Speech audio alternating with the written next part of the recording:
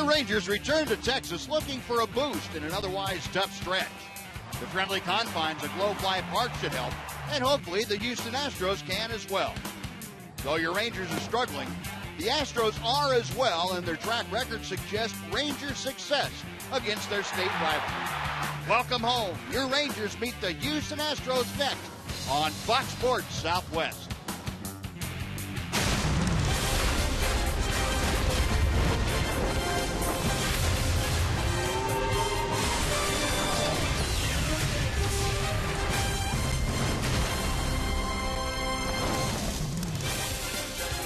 Texas Rangers baseball is presented by AT&T Uverse TV.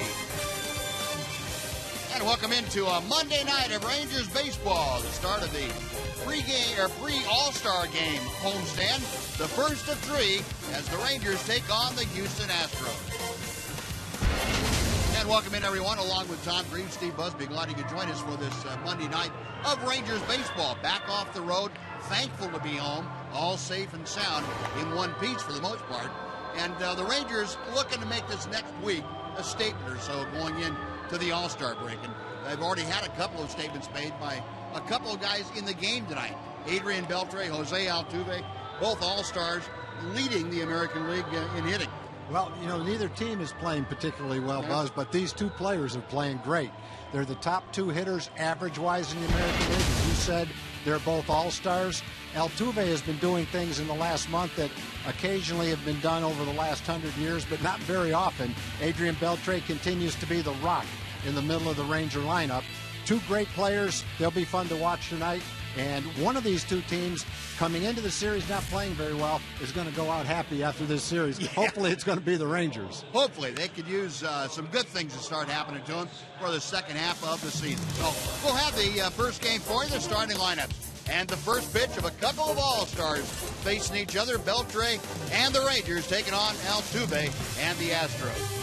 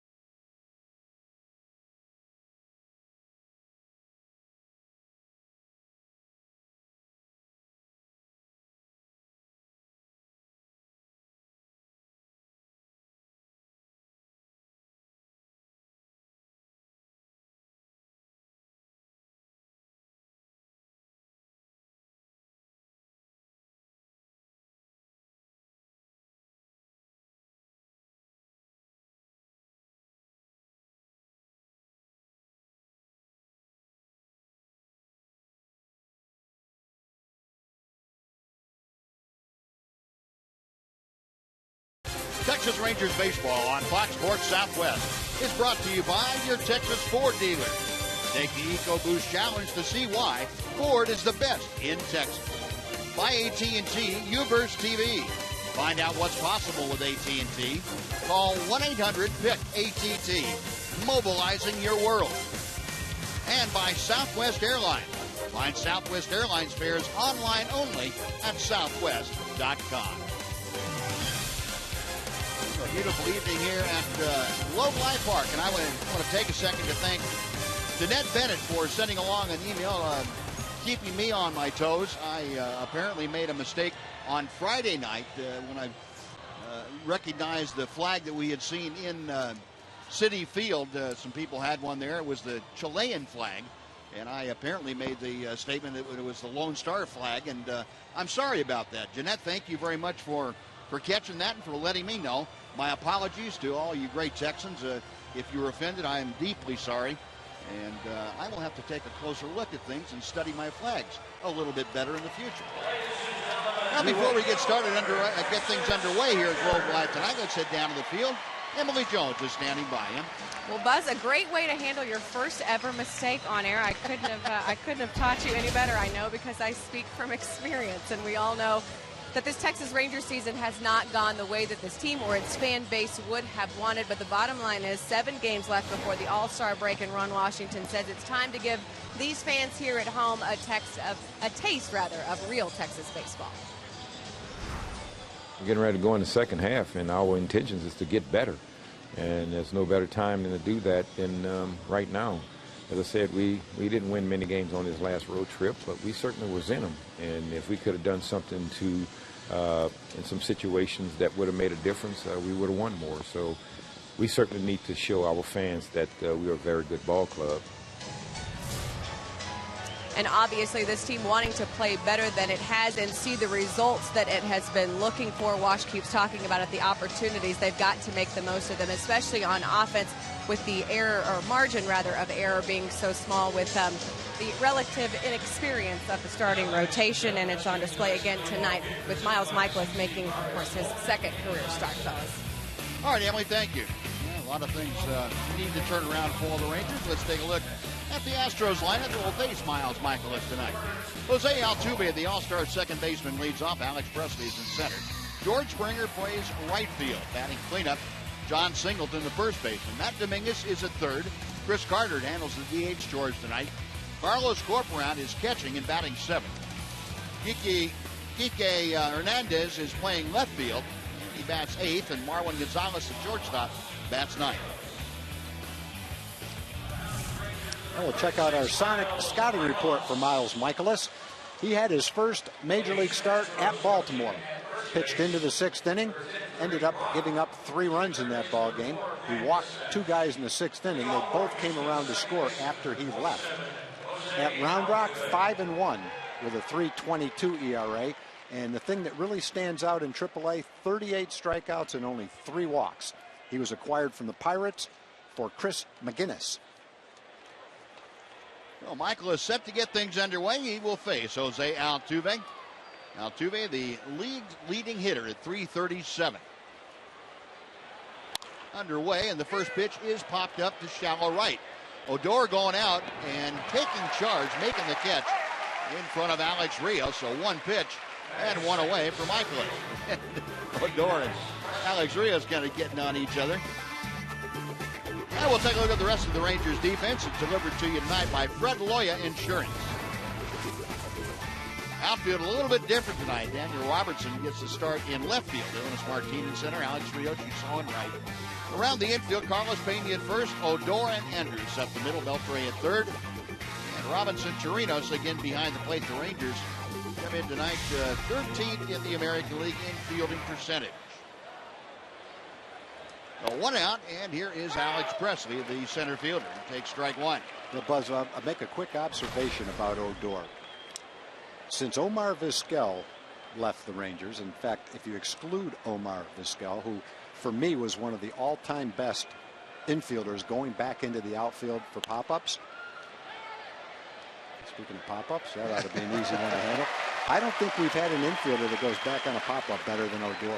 He's very confident and comfortable going back for pop-ups. And, you know, we've had some really good infielders, but very few of them make the play every time and make it look comfortable going back for a pop-up. Elvis doesn't. Ian Kinsler didn't. They're good. But my observation on Odor, he might be our best one other than Omar Vizquel going back for a pop-up. You know, as you were saying that, and that pop-up went up in the air to Beltre, I was waiting for Odor to run across the diamond. He tried to catch it? He got run off a couple of by Rios in New York. And was kind of giving Rios a hard time about it. Say, hey, let me catch a couple of those. Well, if I were Rios or whoever's playing behind Odor, I'd feel pretty good. Yeah. That, maybe I can play a little bit deeper because Odor can go back and make that play. That ball he caught in New York, I mean, he was halfway to the wall when he went back for that ball. Yeah, he was. I agree with you. I don't remember an infielder other than Vizquel, as you say. Certainly that had that kind of range. I think if you look at Ian Kinsler, Ian could make all the plays. He had terrific athleticism. But the one play he struggled with was going back for a pop-up. He'd try to make the basket catch, and a lot of times he wouldn't be able to do it. But you can really tell the guy that's comfortable. He just makes it look easy. It's one of the many talents that this young man has and is developing. He's been a pleasure to watch the first couple of months of his big league tour. High and tight to George Springer, and the count moves to a ball and 2 strikes. Michaelis, a couple of very quick pop-ups here in the first. Miles just 7 pitches, and he's ahead of the count to Springer, and a ball and 2 strikes. George Springer, 17 home runs, 46 RBI. And that pitch just off the outside corner. Our radar gun showed 96 miles an hour with that sinker.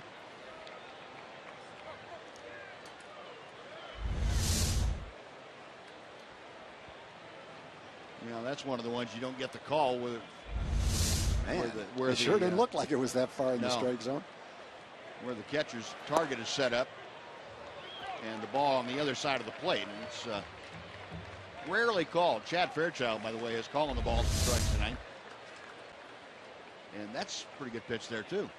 We always talk about certain hitters get the benefit of the doubt, and if it's across the plate, it's not a strike. The strike zone is a certain size, and if it goes in it, it should always be a strike. Yeah. Call strike 3. so take that. Fairchild said, I got to call one of those, and he did. And Miles Michaelis, the beneficiary on that one. 3 up, 3 down. Astros gone in the first. After a half inning, Astros nothing. Rangers coming up.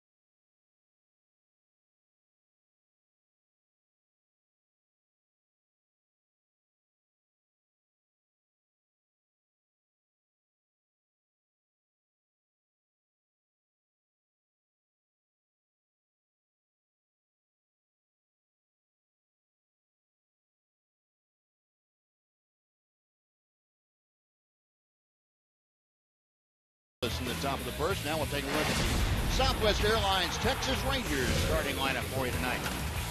Shin-Soo Choo leading off. He is the DH. Elvis Andrus, the shortstop, is next. Then it's Alex Rios. Adrian Beltre bats cleanup. Leonis Martin in center field. Robinson Chirinos catches. Carlos Pena hitting 7th, playing first. Rougned Odor is the second baseman and batting 9th. The left fielder, Daniel Robertson. And Jared Cosart Set to go to work. Cozart at 8-6 for the year. First pitch to Shin-Soo Choo, a good fastball for strike one. The Sonic scouting report for Jared Cozart, having a nice season. 17 starts, 8-6 at 3.93 ERA. He's a ground ball pitcher, third most ground balls by a pitcher. He's got a good ground ball fly ball ratio. April 12th at Texas, he had a quality start, 7 innings, 6 hits, and 3 runs. Career tying 8 strikeouts that day. His best pitch would probably be his cut fastball. He throws a lot of them, and it's a quality pitch for him. A pitch in the dirt, and the appeal down to Adam Hamari, the third base umpire. He said no swing. No Chew up there with a count of 1 ball and 2 strikes. Shin-Soo, of course, with the 3 games over the weekend in the National League Park at Citi Field, playing in the outfield all 3 days. So Ron Washington taking the opportunity to get him off his feet, at least for this game. And he looks at call strike 3 as Cozart, the punch out for strike 3. Oh, he said he's got a very good cut fastball. Looks like he's got a pretty good curveball, too. Yeah. Take a look at the progressive Astros defense tonight for you. Hernandez in left, Presley in center. Springer is in right. Singleton at first. Altuve and Gonzalez up the middle. And Dominguez plays third. And Carlos Corporan is behind the plate for Jared Cozart. Yeah, Cozart, a big hard curveball. It's a true 12-6 downer. Throws a pretty good changeup too, along with that cut fastball you're talking about, Tom. And he can get it up there in the mid-90s, sometimes a little bit higher. Well, the Astros had a note today in their press clippings that his cut fastball averages 93.7 miles an hour. So that's pretty excellent velocity, and get that kind of movement. And there's one of them right there. 94 miles an hour. And Altuve takes care of that little tapper from Elvis Andrus very quickly. 2 gone for the Rangers. Yeah, Buzz, he has one of those true cut fastballs. It's not like one where we go, well, it's a slider or a cut fastball, whatever you want to call it. There's no denying that thing he throws is a cut fastball and not a slider. Just has a little bit of break to it and fastball velocity. Moves about 3 or 4 inches away from a right-handed hitter. And that's, I agree with you. That's a great compliment, too, to that curveball that he throws. Here's Rios. Pitch outside to him. That was a cutter. Alex, 304. Hit his 4th home run of the year yesterday. Now has driven in 38. That home run, by the way, snapped a 45-game homerless streak for Alex Rios. Rangers did some damage home run-wise in the series against the Mets. Next pitch to Rios is fouled out of play. Well, Cozart is not a guy this year who's given up many home runs. He's only given up 6 of them all season long in 100 innings. So as a ground ball pitcher, it really translates into not giving up many home runs. 1-2. Cozart staying right on top of pitching rubber. Right-hander to a very short windup. And misses inside, 2-2. Well, the Rangers against the Mets over the weekend had multiple home runs in all 3 games. That's the first time they've done that since a year ago. Pitch outside. They also did it in a ballpark, a Citi Field, that's not normally considered a good home run hitting ballpark. First team with 2 or more home runs in 3 straight games in that park this year. A full count. Rios waiting, and Cozart with a payoff pitch. That ball is hit in the air to left center field. Cutting across both Hernandez and Presley, and it's Hernandez who in front of Alex Presley to make the catch, and that will do it. So the Rangers go down in order. We have finished 1 at Globe Life Park. Rangers and Astros are scoreless.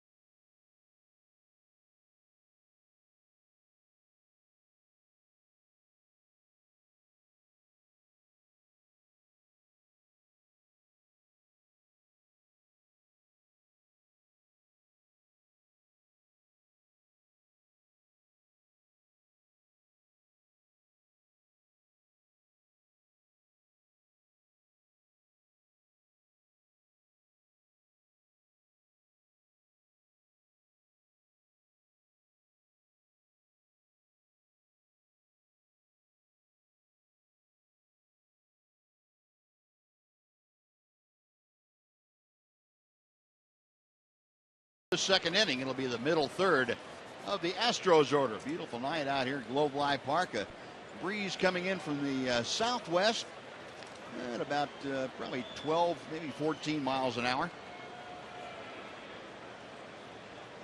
Good evening to chomp on a little ice, as that youngster was showing you. Temperature in the low to mid 90s, I guess 93, whatever you consider that. It's warm. But a great night for baseball. And here's John Singleton, another one of those young, powerful hitters that the Astros have come up with. He takes a strike.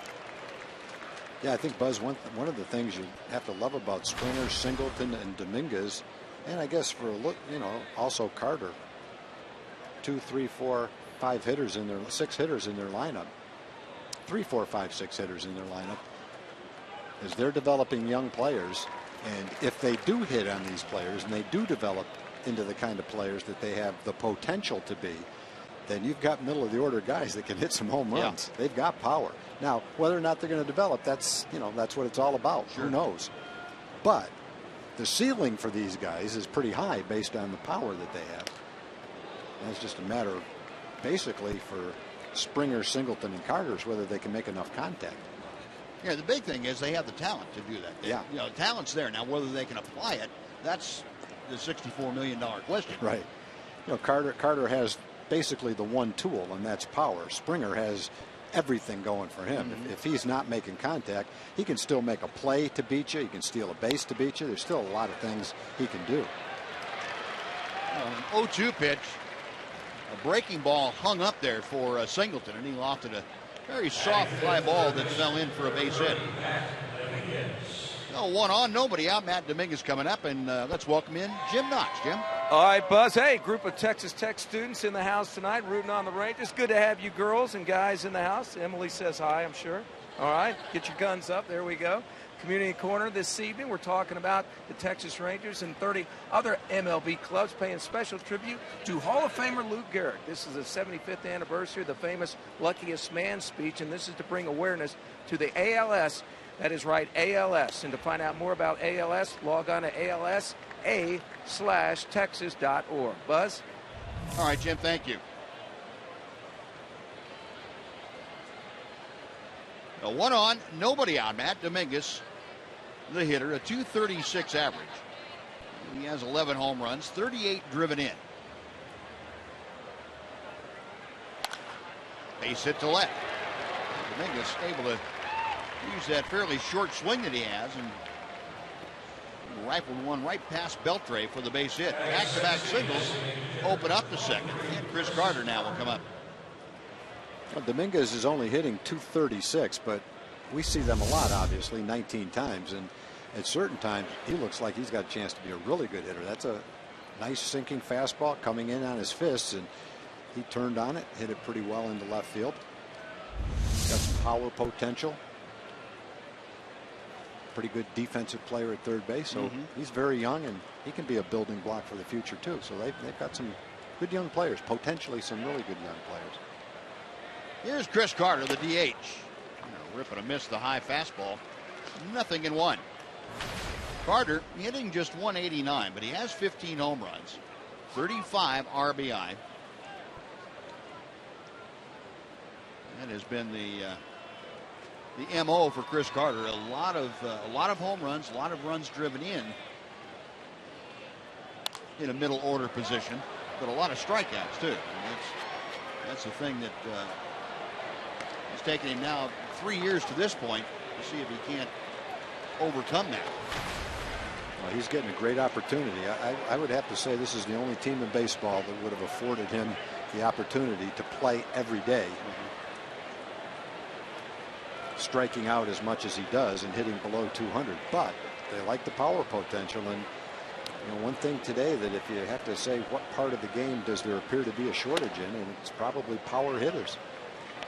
So you've got a kid like this that if he puts it together can hit 30+ home runs, maybe knock in 100 runs, and if he's a .230 hitter, well, hey, that's the way it goes if you can be a power hitter for you. Your hitters with the most strikeouts in the American League, George Springer, right at the top, and down in 5th place is his teammate Chris Carter. 2 balls and 2 strikes. There's Springer.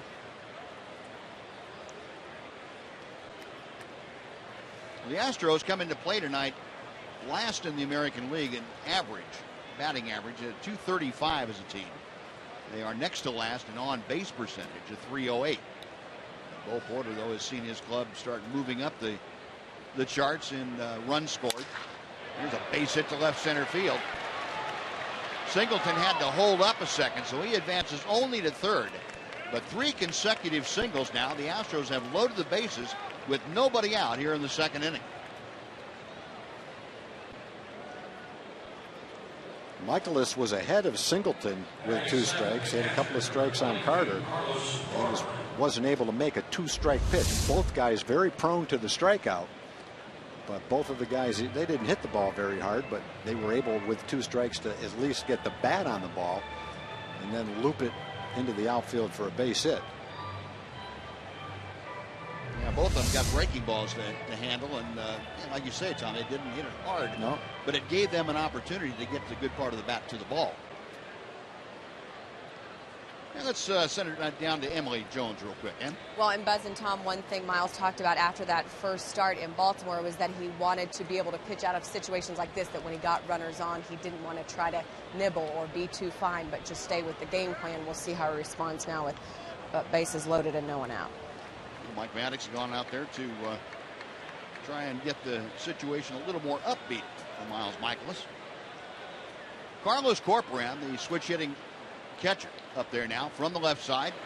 The first pitch to him is looped to left. That is going to fall for a base hit. Everybody's going to advance 90 feet to throw to second. Almost got Carter, but he slides in there ahead of the throw from Daniel Robertson. It's tough to anticipate the potential for an out at second base on that ball, but if Elvis had his foot on the bag, Carter probably would have been out at second base. Odor was over at second base. Elvis caught the ball right in front of second base. It looked like the ball might have gotten to second base on time. It was a really heads-up play by Robertson. Would have been close, and maybe they wouldn't have gotten him, but would have caused the umpire to have to make a decision anyway. Yeah, it would have been bang, bang. All he had to do is have his foot on the bag. But again, it's hard to anticipate there's going to be a play at second base on a base hit to left field. Another soft hit to left. Yeah. A run across on 4 consecutive singles. Base is still loaded, still nobody out.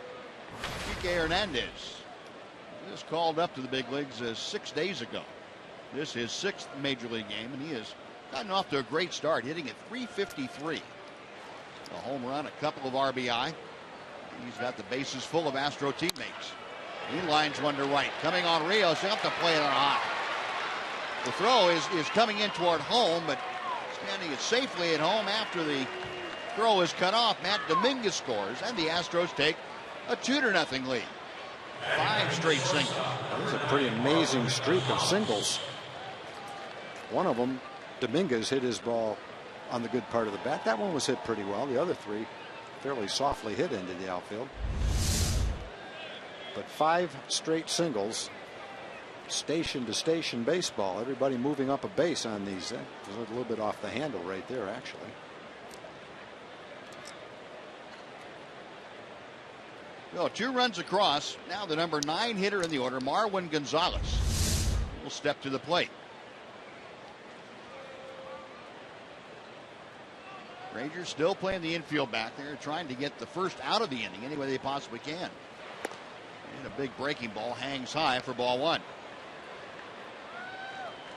Gonzalez, a .276 hitter, 4 home runs, and 7 driven in. He took over at shortstop. Jonathan Villar was optioned to AAA.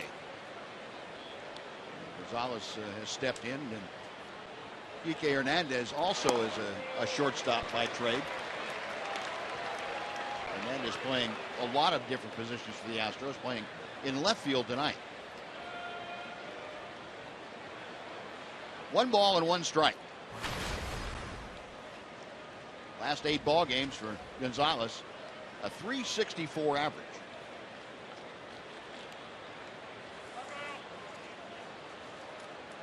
Time called momentarily.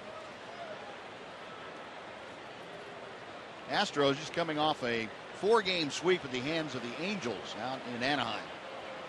They have lost 7 straight coming into play here tonight. Down the left field line, it is slicing. That'll reach the seats. Over to take a look. Daniel Robertson. That's back about 3 rows. 1 ball and 2 strikes.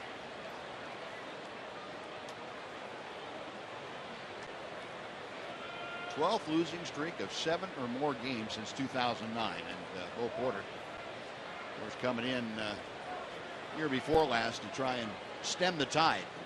He was given the task of taking a very young, very much rebuilding Astro team and see if he could guide it back to competitiveness. 1-2 pitch. We'll try it again.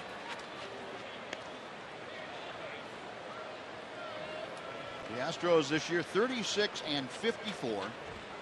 They are 1 place below the Rangers. They are 20 games behind Oakland. The Rangers, meanwhile, 17 games behind the Athletics. Michaelis again set. To right center field. That is up the alley, and it is going to the wall. It's going to clear the bases off. Gonzalez not stopping at second. He is headed for third. The throw is cut off, and the Astros on the 3-run triple by Marwin Gonzalez take a 5-0 lead. Again, it's a case of having 2 strikes on a hitter, but not being able to make that last pitch to get that out. Gonzalez, with the bases loaded, gets a fastball right out over the plate, puts a nice swing on it, and drives it all the way to the wall in right center field. It's 7 RBIs coming into the game in 53 games. Almost got half of that total with 1 swing of the bat.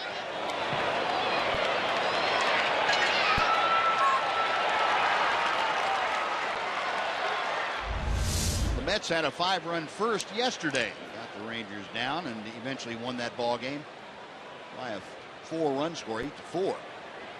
And now the Astros have put 5 on the board here in the second. With Gonzalez at third, still nobody out. And Altuve lofts a fly ball to shallow center. Going out Odor. He makes a great running catch over his shoulder. And he holds Gonzalez to third. What a play by Rougned Odor. And there's exactly what you were talking about, Bob. That pretty much puts the finishing touches on our comments earlier in the game. I don't know that we've ever had an infielder other than Omar Vizquel who could have made that play. That's a beautiful play. It's directly over his head, right in front of the center fielder. He's fearless about crashing into the center fielder. Martin can't call for that ball because he doesn't know if he can get to it. And Rougned just keeps right on going and makes the play. Right in the middle of his glove. He continues to show his quickness and how far he can go back and make that play on the pop-up. That's wow. A talent. That's a talent sure because there's so many balls in the course of a season that go up between the outfielders. And you'll notice how many fall in for those little Texas leaguers, and they're balls the outfielders can't quite get to. If you've got an infielder that can go back on a ball like that, you can save a lot of base hits.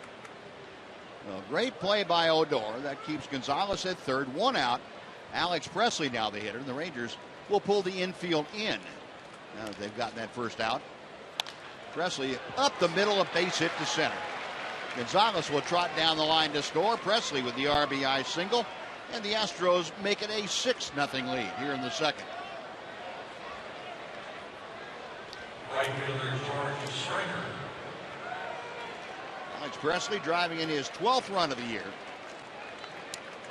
Yeah, you go back on those kind of pop-ups, Buzz. One of the worst at that is a great player, and that's Alex Rodriguez. Yeah. He could not go back on a ball, had no confidence going back for a ball.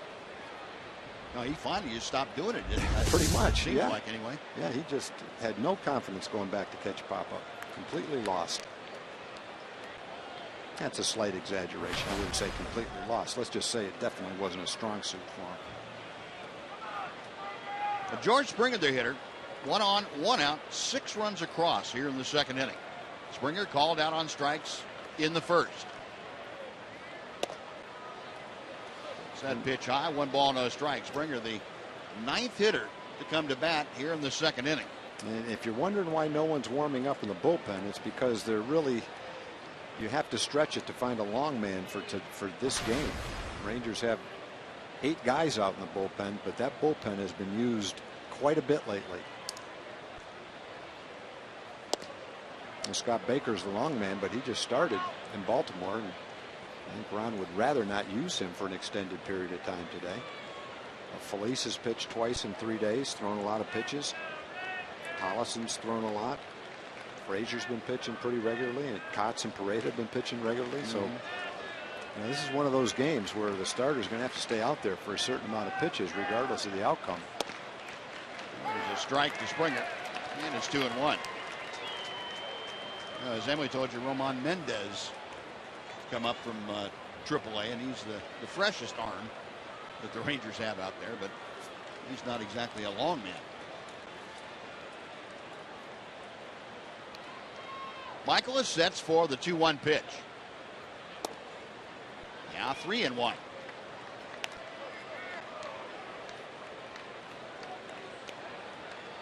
everything in this second inning so far has been all Astros. Michaelis trying to find a way to put a capper on it. 6 runs on 7 hits thus far. Alex Presley at first. Still just 1 out. Michaelis back to the plate.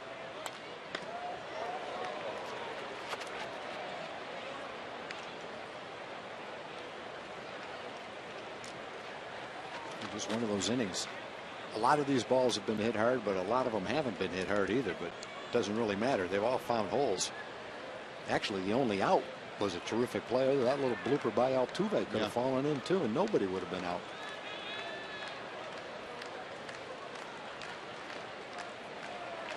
Presley the lead from first. The payoff pitch. Foul back. I think you can see why George Springer might have a few strikeouts. I don't think he's come up with a 2-strike swing yet. I don't think he's come up with a 1-strike swing yet. Boy, he just lets that thing fly. Well, he's an exciting player. He's one of those players that you don't go to the bathroom when it's his turn to hit. That's for sure. And he's not a big hulking guy either. He can generate some power. Swung on and missed. The throw to second, not in time. Presley able to swipe second, and Springer strikes out for the second time tonight. Well, another great throw by Robinson Chirinos. Just didn't have a chance to get him, but Ron's going to go out and maybe check a replay, see if it's worthy of it. Robinson made a great throw right on the bag, it looked like.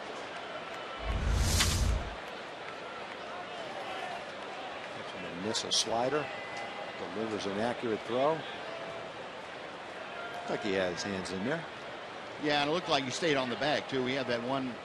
Was that here that I forgot who it was, slid across the bag and came off it momentarily? No, he never lost contact with the bag, I don't think. Yeah, get that tag right on. Nice talking to you, Bill. Maybe I'll see you later. Well, the stolen base, Presley in scoring position. 2 outs. And for the second time this inning, John Singleton will come to the plate. Singleton began this whole mess by hitting a soft single to right field. Yeah, he took a home run swing and hit it about 175 or 80 feet, I guess. The wind knocked it down. Yeah. That had been a tornado to knock it down that much if it was a home run. First pitch. A good fastball to the inside corner.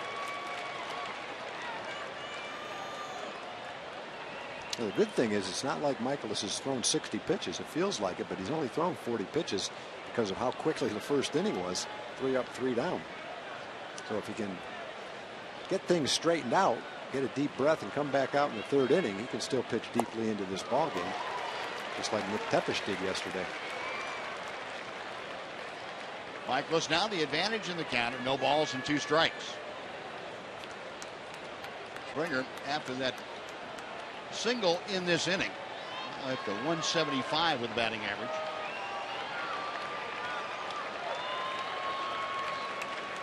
Michaelis looking in, gets the sign. The 0-2 pitch.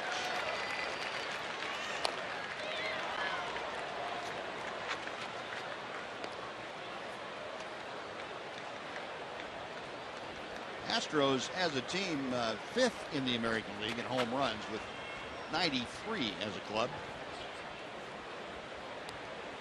5 for 6 with runners in scoring position this inning for the Astros. And they're last in the American League overall with that .218 team average.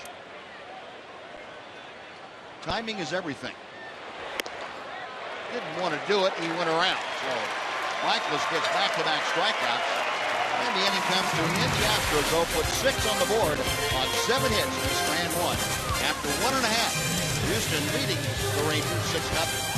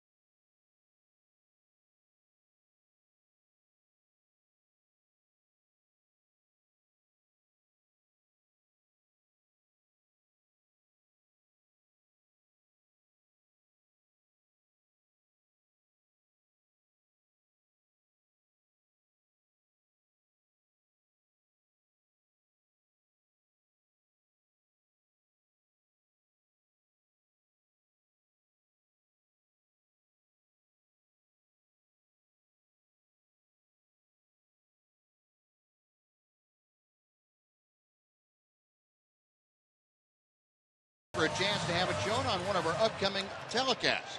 That's all thanks to the good folks at AT&T. Just use hashtag #SouthwestFanPhoto, and your photo might be selected to be aired during the season. Later on this evening, we will have tonight's selection for you. Saw Eric Nadel, the Ford C. Frick Award winner for 2014. Will be Baseball's Hall of Fame in Cooperstown a bit later this summer. Here's Adrian Beltre, who may be in the process of getting his ticket punched for that Hall of Fame. Putting up these kinds of numbers, and he's done it throughout his career. With the exception of that 5-year span in Seattle. Beltre shoots one foul down the right side.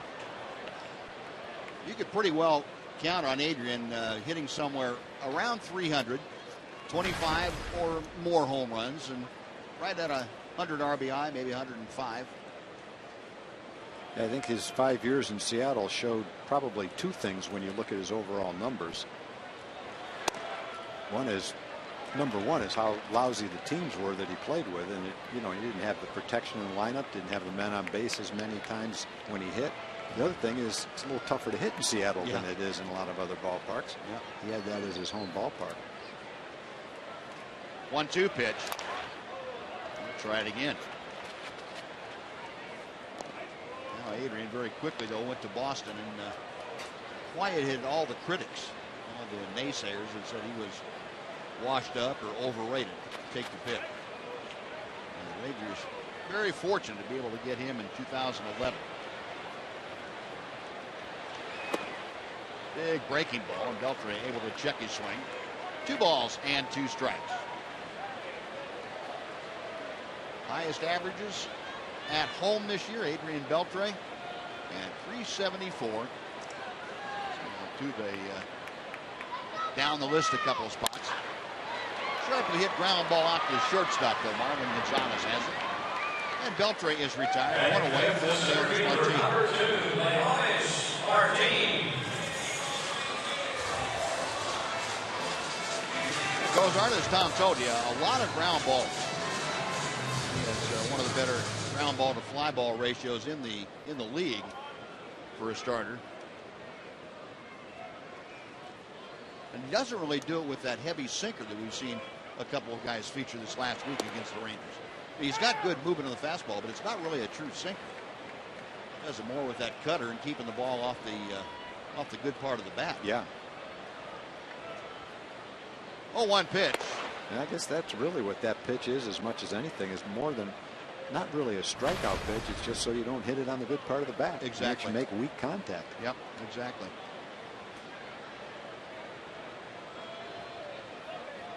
1-1 pitch. Shot foul. A ball and 2 strikes. Jonas yesterday, his first home run in a little bit over a month. His last one had been on the 1st of June. That was in Washington, D.C. against the Nationals. And he popped one out of Citi Field yesterday. Another 1-2 pitch coming. That will even the count. So Martin hitting at .272. He's been on that offensive roller coaster. Got off to a great start at home and has kind of cooled off here and was having trouble away. Now he's hitting better on the road. A couple of years ago, when the Astros made the decision to jettison all their veteran players for younger players, they traded Hunter Pence to Philadelphia, and they picked up Jared Cozart, John Singleton, who's their first baseman, and Josh Zeid, who's in their bullpen. It's already a nice trade as he walks him for Houston, and they're hoping as time goes by it gets better and better. If Singleton develops into a middle of the order guy, Cozart continues to develop into a top of the rotation guy, and Zeid, who can reach the mid-90s, is a solid setup reliever, then you've pretty much accomplished a nice deal, getting 3 young players, building blocks for the future for a veteran player that you were trying to get rid of anyway. Now they just outrighted, or I should say optioned Domingo Santana down to AAA. He had been at the big league level, and during that time they had all 4 that they'd gotten from Philadelphia at the big leagues at the same time. Yeah, that tells you kind of the quality they got. Yeah. Now Martin becomes the first Ranger base runner of the night. Here's Robinson Chirinos, and he takes a good fastball for strike 1. Chirinos has been on a tear, and well chronicled. Last 25 ball games, Robinson a .310 average, 19 RBI over those 25 games. That's pretty good. 19 runs batted in, his second best on the team to Adrian Beltre. And Beltre, of course, a lot more at bats than Chirinos.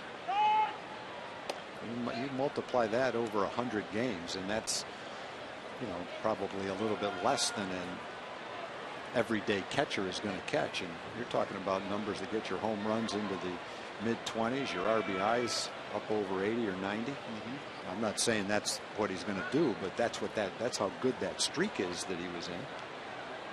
Combine that with the defense that he's playing, he really is taking advantage of his opportunity, and he's showing that he can be a very solid player on any kind of a team. And you look at the lack of depth throughout baseball at the catching position. Right. I think he's accomplished some things career-wise that are going to really make him valuable as the next 4 or 5 years go by. It's amazing how that goes in cycles. Catching in particular, there for a while, baseball had maybe a half dozen very good catchers that were around for a long time. Now it's difficult to find a couple that have been behind the plate a lot and are good catchers. Yeah. Well, you go back to Carlton Fish, Johnny Bench, Thurman Munson,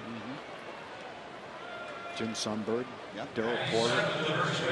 That's some of them. There's probably 4 or 5 that I'm not thinking of right now, but that was kind of the golden age, at least in the last 40 years of catchers. Well, 2 outs with Martin still at first. Carlos Pena now will step to the plate. Pena hitting a .128 with a home run and 2 RBI. He's gone 5 for 39 since joining the Rangers. Ray Fosse was an all-star catcher back in that same era.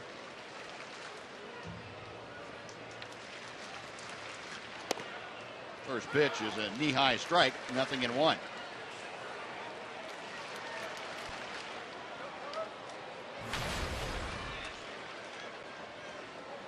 Carlos talking the other day about the ball he hit to left center field for a double on Saturday night. So said that to me, that's an indication I'm starting to get where I need to be. So when I can hit the ball in the air and drive it a little bit to the opposite alley, that tells me I'm staying on the ball long enough. So he's basically been a pull hitter, a dead pull hitter his whole career. He said when he hits the ball in the air, if he can use the entire ballpark, so then he's doing what he's supposed to do. Well, he kept himself in good shape, but there's a difference between working out and taking batting practice and playing in major league games. So stands to reason it's going to take him a while to reach the point in time where he feels really comfortable at the plate, that he's taking the kind of swings he's capable of taking. Yeah, it's not like the guys he's facing are throwing BP to him. No. But he's always been a guy that's kept himself in great shape. So if a guy can lay out like he did, join a team a little bit before the All-Star break and make it work, he's one of those guys. It gives him a chance to do it anyway because he is in good shape. Rip at that tailing fastball, and it's 2-2.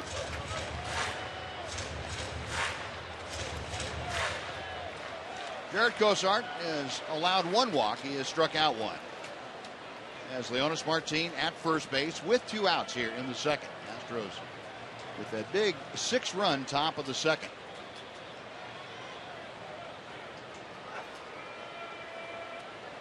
Right-hander with that high set, Cosart. Back to the plate. Count is now full. With 2 outs now, Leonis Martin will be off and moving with the next Jared Cosart offering. If Carlos Pena is able to extend this second inning, Rougned Odor waiting to be next in that on-deck circle.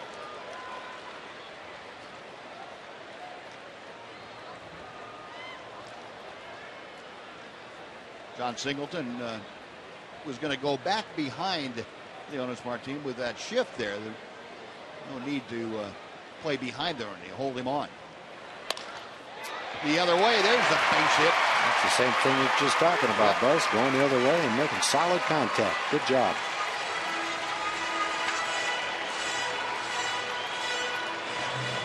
Carlos Pena able to drive that ball the other way. That's the first Ranger hit of the night.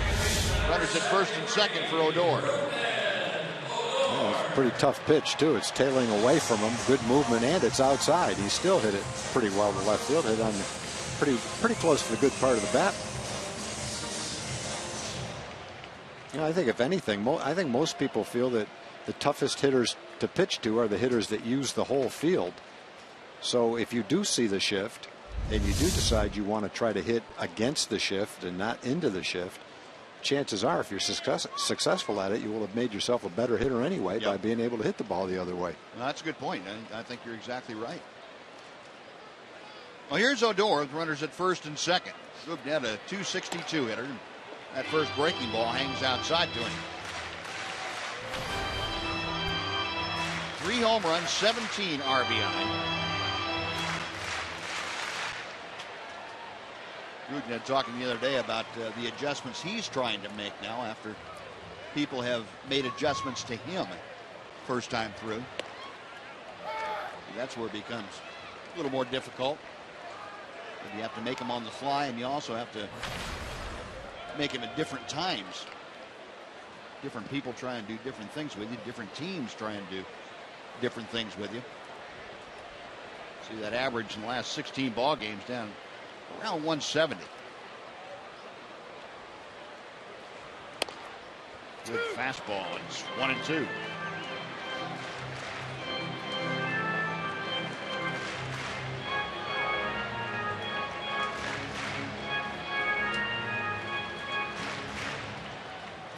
Odor, 230 on the just completed road trip. Trying to pick up Leonis Martin from second base and asked for time, and it's granted.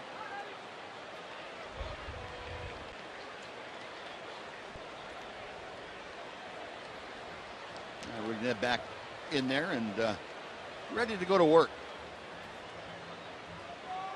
Cosart set a check of the runners. And a chopper to the right side. Singleton has to go off his glove. Everybody's going to be safe. Here comes Leonis Martin. He will score. Well, that's catching a break. Looked like he's going to take a decent play to get the last out of the inning. But once he missed it, instead of it bouncing right back up to him, rolled away, and the Rangers sneak in a run. That was probably going to be a base hit, even if he comes up with it. Leodor was getting down the line. I'm not sure Kosar could have beat him there. Yeah, and being a left-handed thrower is going to take a little bit of maneuvering to get in position to throw the ball, too. So they're going to score at a straight error. No RBI, but the error allowing not only Odor to reach, but also Leonis Martin to score from third.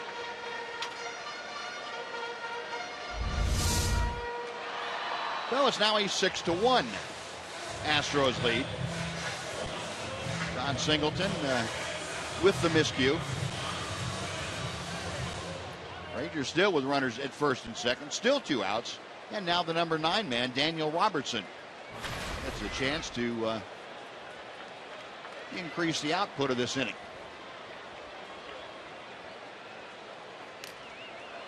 Robertson, a .241 average, no home runs. He has driven in 4.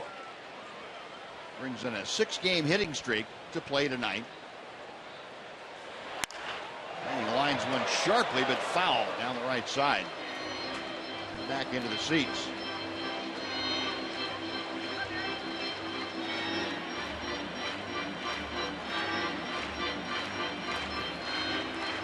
Robertson, over his 6-game hitting streak, has gone 7 for 22. That number tells you it figures out to a .318 average, a couple of RBI and a double in there. Now, Michael has ended up with 43 pitches after 2 innings. This is going to be number 39 right here for Cozart. He could end up with the same amount of pitches. And he jammed him, a little pop-up to Singleton at first. Big first baseman puts it away. That'll do it. The Rangers will get on the board. They get a run on a hit, an error, and a walk, and strand 2. On to the third, 6-1 Astros.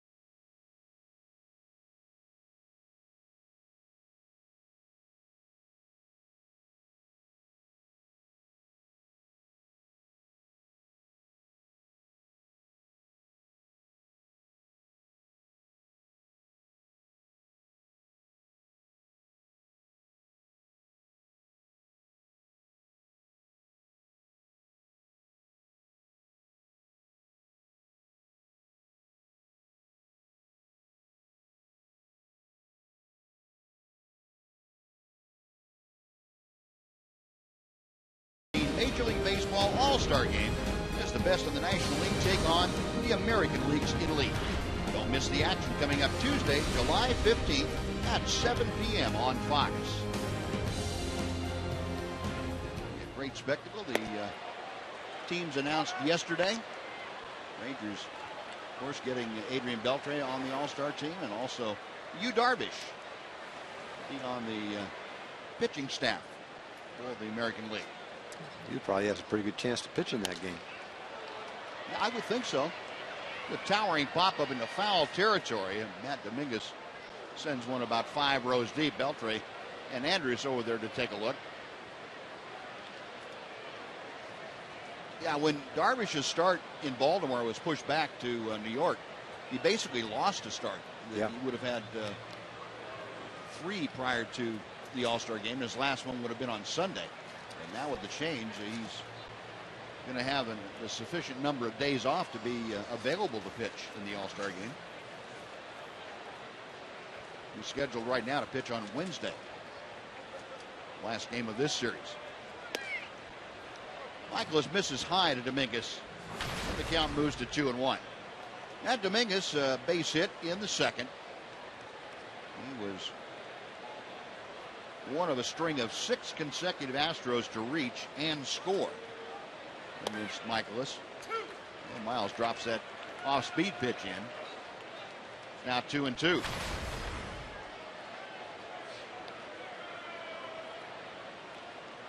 Rangers this year have not had a great answer to Matt Dominguez. He's a .320 hitter in the 6 ball games up to today. He got jammed and got a pretty good piece of his front side, it looked like.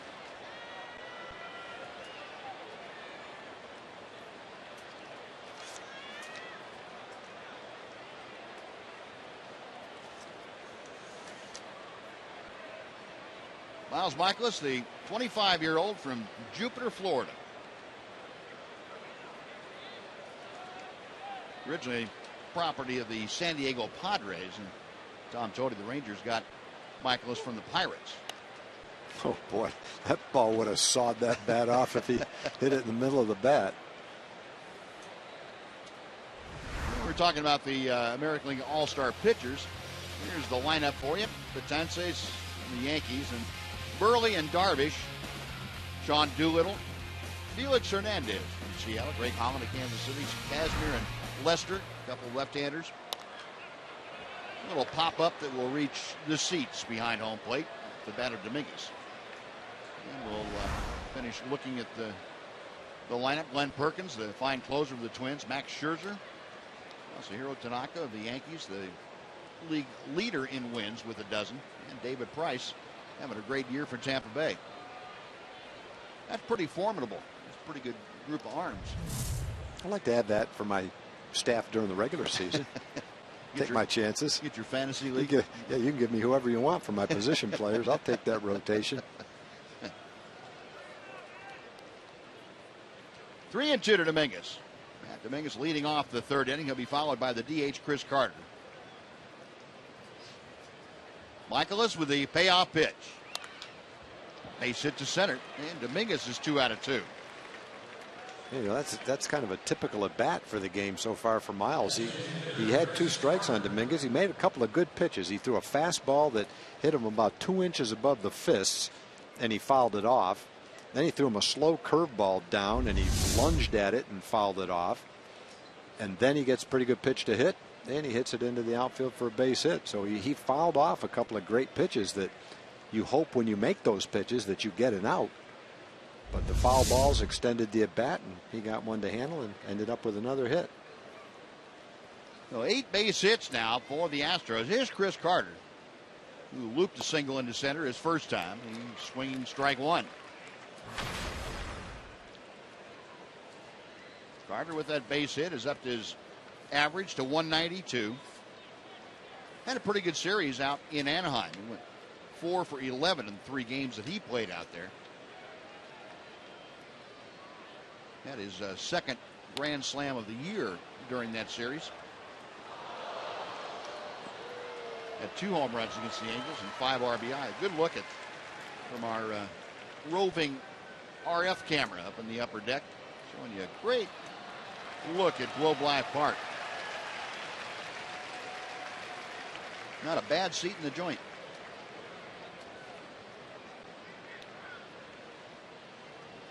Michaelis ready for the 0-2 pitch. Couldn't quite get the call, and it's 1-2 now.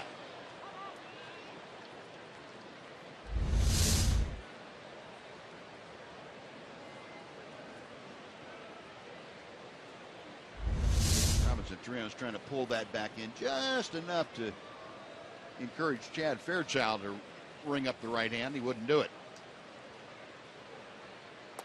Got him swinging.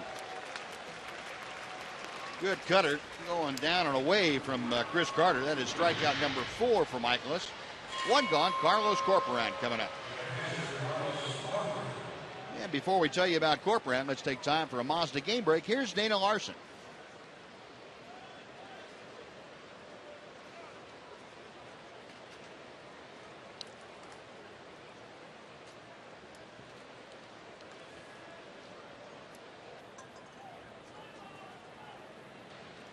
All right, Dana, thank you.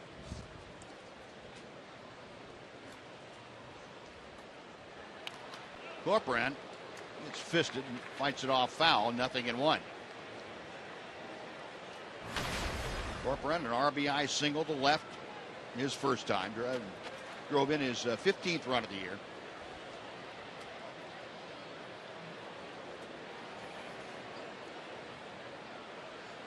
Well, the Astros, once they've gotten to 2 strikes tonight, they either feast or famine. They're 4 for 8 with 2 strikes, with 4 strikeouts too.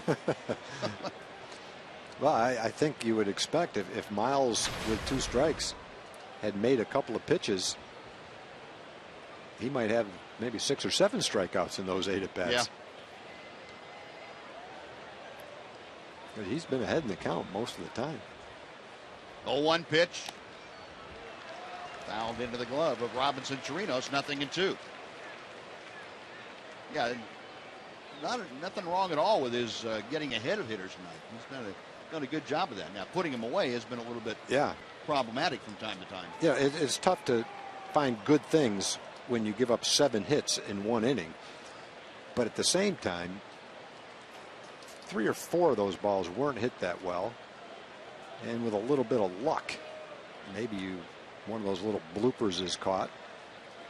It's tough to imagine you can put together 6 straight hits like that and find a hole with 6 straight batters. Daniel Robertson retreats to haul in that fly ball off the bat of Carlos Corporan. That's out number 2. Back to first, Dominguez. And now Hernandez coming up.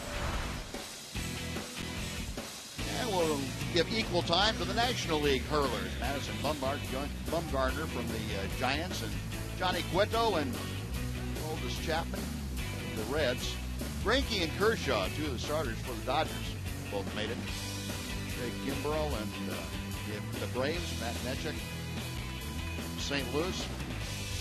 A lot of people thought Francisco Rodriguez was probably over the hill a couple of years ago. Yeah.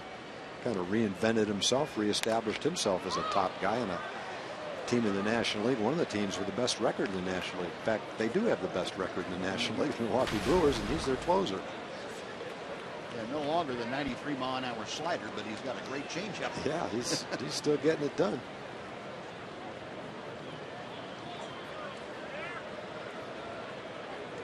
Dominguez, the runner at first. He's there now with 2 outs.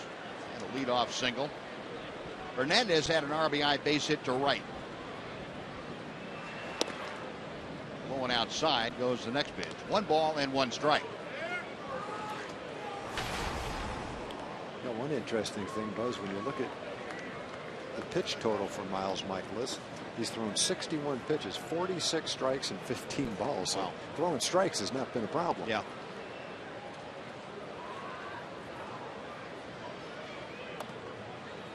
Outside, 2-1.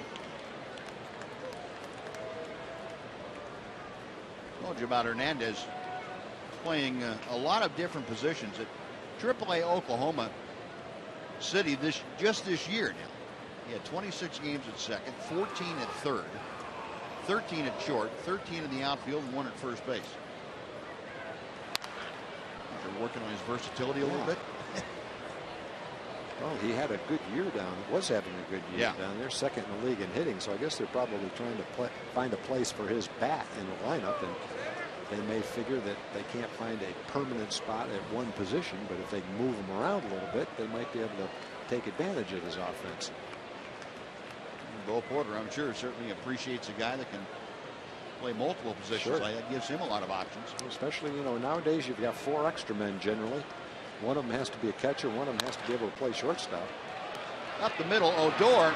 Off balance throw across his body, and he cannot get Hernandez. Going to be safely aboard with an infield single. That puts runners at first and second with 2 outs. Another ball that's not hit all that well, but didn't turned into a hit and not an out. Not much Rubnek could do. Obviously, he's got plenty of time at second base, but there's no way to get the ball to second base. He can't, running as he is, come back and touch the base. Elvis is going after the ball. He can't come over and cover second base. And there's no play at first base. Mike Maddox, again, a quick visit to the mound and they calm things down for Miles Michaelis. First and second, 2 outs here in the 3rd inning. Marwin Gonzalez, who had the bases clearing triple, had the big blast of that 2nd inning, stepping in now.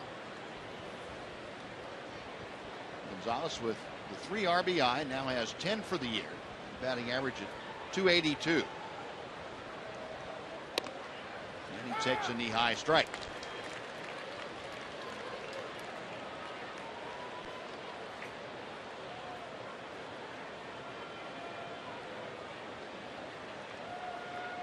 Michaelis, studying the signs, agrees with Chirinos. Drops in that big slow hook. Only the 2nd time we've seen him break that one out tonight. Well, he's got the pitches to be successful. It's just a matter of refining everything, being consistent within the strike zone. He can throw a curveball for a strike, a slide. He's got good movement on his fastball. Throwing a couple of good changeups tonight. And here's another two strike at bat.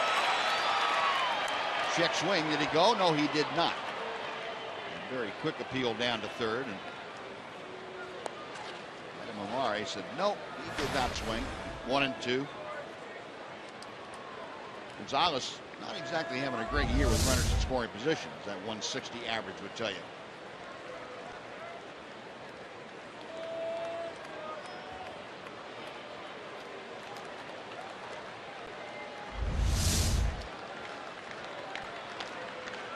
Michaelis ready once again. In the dirt, couldn't get Gonzalez to offer, and the count goes even now at 2-2. Gonzalez, you remember, 2 years ago, broke up the bid by Yu Darvish for the perfect game and 2 outs in the 9th inning down in Houston. Base hit right through the wickets of Yu Darvish.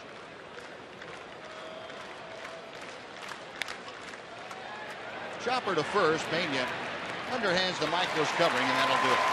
Astros get 2 more hits with a strand 2. And we finished 2.5 at Globefly Park. The Astros 6 and the Rangers 1 on Fox Sports Southwest.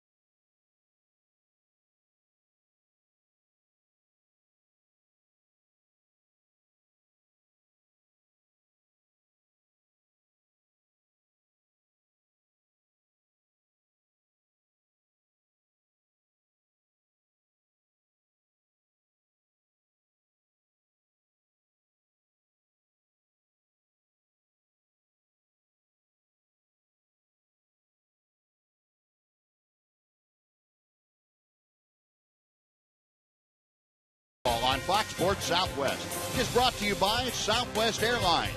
Find Southwest Airlines fares online only at southwest.com. And by the all-new Mazda 3 with seamless connectivity.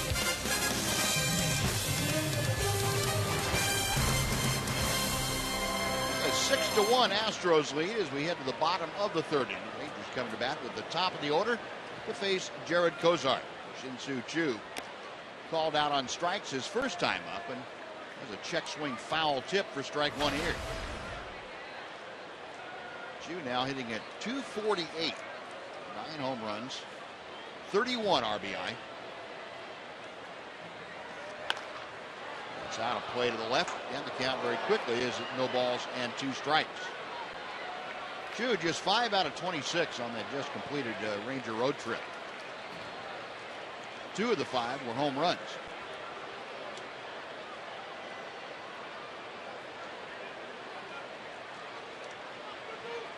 Kozart back to Choo. 1-2.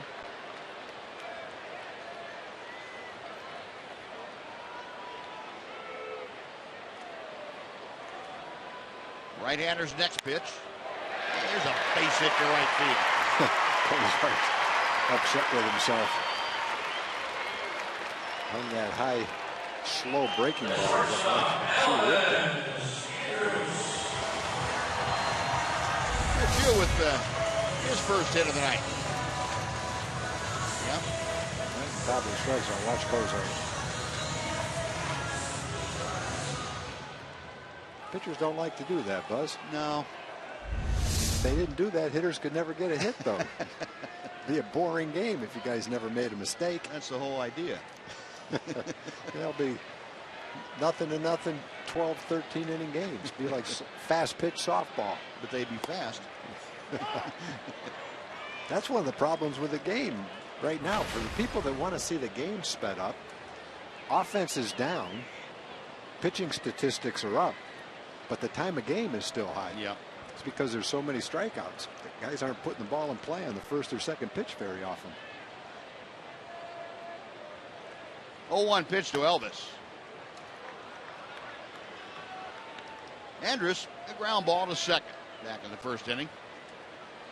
Rangers now have totaled a couple of base hits against Kozart. They've both been singles. Choo at first, nobody out here in the third inning.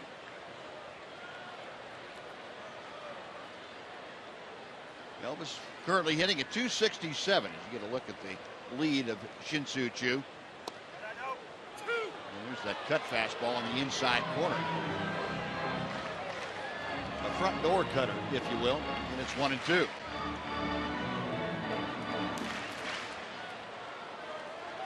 Good luck trying to hit that pitch. 94-mile-an-hour cutter on the inside corner. That's one that goes immediately from the back of your ankle if you make contact.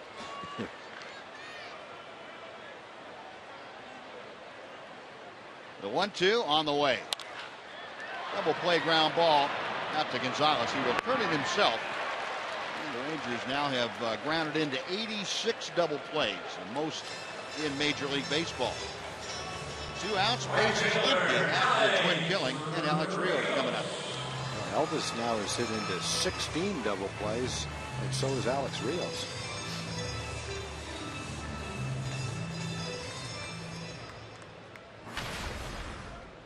Rios, a fly ball to left. That was back in the first inning. Alex, a .303 hitter. As Kozart. The first pitch to him. Shot into left center field. A base hit. Presley over to cut it off. Alex going for 2. The throw, he is safe. A hustling double by Alex Rios. I don't know, there's a runner in the league that's more fun to watch run than Alex Rios. When he went from first to second, realized he was going to have to turn it on. He's got that extra gear, although he's so smooth and graceful when he runs. Doesn't look like he's running that fast, but he got from first to second base in a hurry. It was when he puts it on right there. Maybe he's in easily. Looks like he took about 5 steps. Yeah. He made it. Yeah, he's fun to watch. 18th double of the year for the Ranger right fielder. Well, now Adrian Beltre a chance to increase his RBI total and get the Rangers on the board again. Beltre, a hard hit ground ball to short, his first time up. 0 for 1. That big breaking ball hangs high. 1-0. Adrian with that 10-game hitting streak coming into play tonight. In the 7 games of the road trip, hit .346. Drove in 4. Outside, 2-0.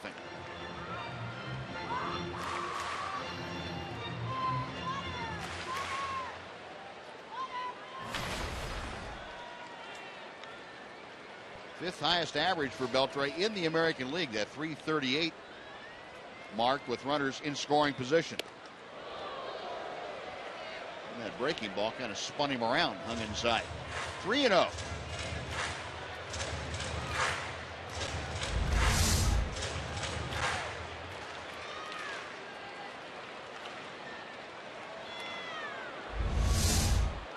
Cozart ready. Adrian taken all the way. Looks at strike 1. Cozart up to 52 pitches as he works here in the 3rd inning.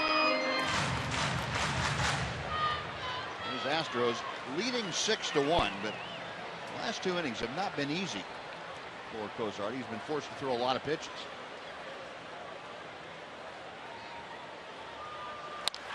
Beltre to right field. That is down, and that is by Springer going to the wall. Rio scores into second with the RBI double, Adrian Beltre, and it's a 6-2 Astros lead as Adrian Beltre's 20th double of the year plates his 47th RBI. Well, after the double play, it looked like Cozart had the opportunity for a quick inning, but a double ripped in the gap to left center field, and this one by Adrian hit just as hard to right center field. And Rangers have a run in, still have a man in scoring position. You know that this ball had to be hit hard. Wasn't that far away from Springer. Springer's an excellent outfielder with excellent speed, but didn't have a chance to cut that ball off. Got to him too quick. Well, 3 hits in the inning, a run across, 6-2 the score now, and Leonis Martin, who walked and scored the first Ranger run, takes strike 1. Rangers trying to eat away at the lead that was established by the Astros. And chopper foul outside first. The count moves to 0-2. Astros putting 6 on the board in the top of the second. Rangers came back with an unearned run in the second. And here in the third, after 2 were out, the double play created those 2 outs. Rios the double, and Beltre brought him home with a 2-bagger of his own. Swinging, the bat goes flying into the seats. Well, that'll do it. The Rangers do get another one on the board. They get a run on 3 hits and leave 1. We'll go to the top of the 4th inning. It's now the Astros 6 and the Rangers 2 on Fox Sports Southwest.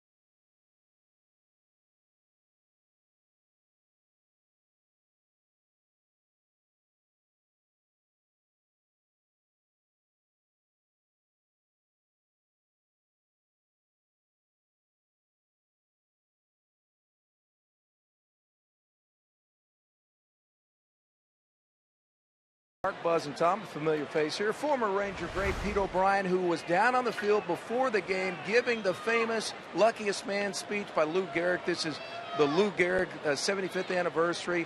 Lou Gehrig gave that great speech. You gave it before the game, and this means a lot to you because your dad passed away of ALS, right? The Lou Gehrig disease. Yeah, that's correct, Jimmy. That was back in 1986 that Dad passed away of ALS, and my brother Larry and his wife Chris are here tonight kind of celebrating with me, and we had just a great time tonight.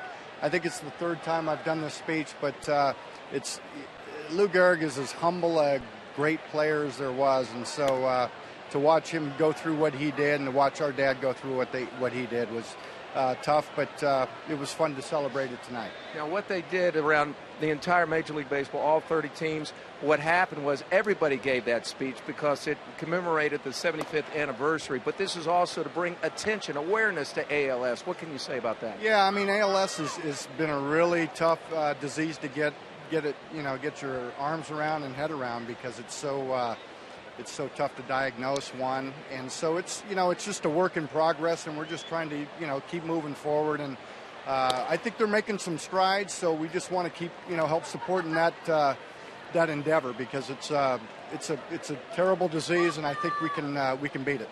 All right, Pete, good seeing you. And to find out more about ALS, you can go to alsa/texas.org. Buzz? All right, Noxie, thank you very much.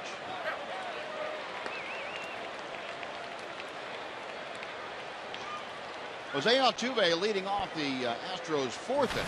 It's Miles Michaelis. Altuve with the advantage in the count, now 3-1. Altuve 0 for 2, a couple of pop-outs tonight. Michaelis back to him. A ground ball deep in the hole. Elvis, quick throw, and just got it. Just nipped the very speedy Jose Altuve at first, and Cole Porter going to take his time going out to first base. See if they can get a replay viewed in the dugout. I'm talking to Vic Carapazza.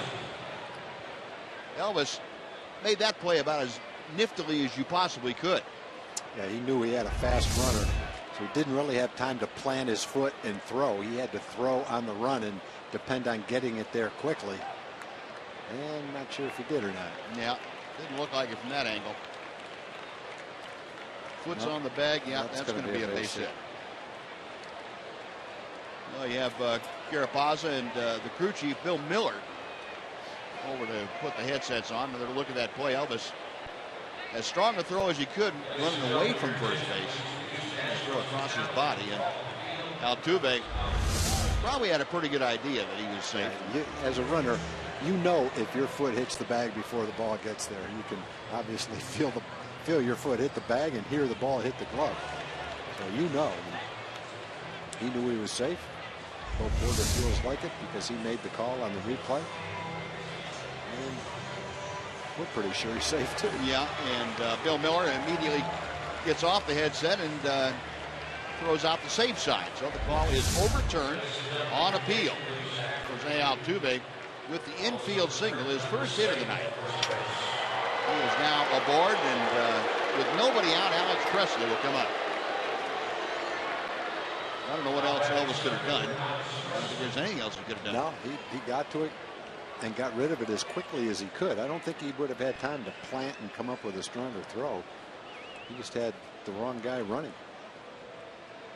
And Rangers, as far as they're concerned, have the wrong guy at first base now, too. That Altuve up among the league leaders in several categories. Runs scored, and he's leading the league in stolen bases. He's stolen 38 out of 41 bases. You can look at some guys that have stolen a lot of bases, especially in the National League, and they've been thrown out 8, 9, 10, 11 times. Altuve only been thrown out 3 times. The 38 bases that he's stolen before the All-Star break, that ties his career high. So who knows how many he's going to steal this year? A lot more than he's ever stolen before. He's got 123 hits now. That is leading the American League. It also ties the Astros franchise record for most hits prior to an All-Star game, an All-Star break, I should say. Bob Watson had 123 back in 1973. The stolen base leaders that we were talking about. So Altuve has tied the Bull, Bob Watson. Presley waiting. Nicholas misses, down and away. It's 1 ball and 1 strike. Take a look at the Ford leaderboard. Hits leaders this season. It's updated. You see Altuve with 123. Adam Jones with 112. Cabrera and Markakis 110 and 108 respectively. Altuve also trying to become just the second player to lead the league in hits, steals, and batting average going into the All-Star break. The only other player to do that, Ichiro Suzuki, did that back in 2003, and Altuve, borrowing some kind of wreck for him, is going to do that pretty handily in the American League. 1-1 the count to Presley. Chopper, it is a foul ball. That's good. Yeah. Thrown away. Carlos Pena threw a little sinker down to second base, but pretty sure he knew the ball was foul before he uncorked that throw.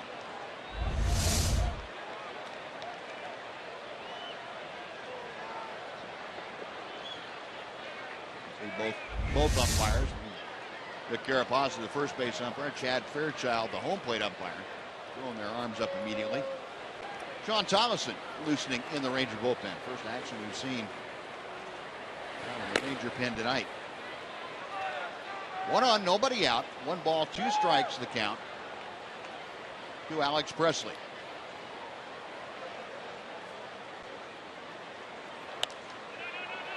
Pitch on his fist, fouled straight back. And it's still 1-2. Presley is 1 for 2 tonight. An RBI single in the second. In the first inning, he fouled out to Adrian Beltre.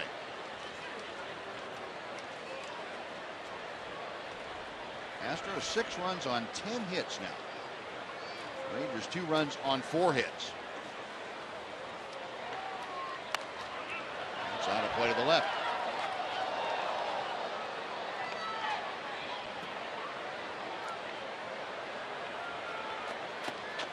In case you're wondering, Michaelis threw a total of 77 pitches in his first outing against the Orioles.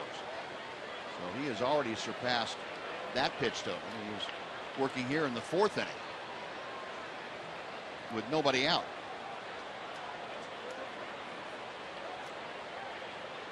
Another 1-2 pitch. Call strike 3. Fastball down and in, and Presley caught window shopping. That is out number 1. 5 strikeouts for Michaelis. Yeah, it's kind of an unusual game to have 80 pitches already and not out of the 4th inning. Well, 58 of them have been strikes.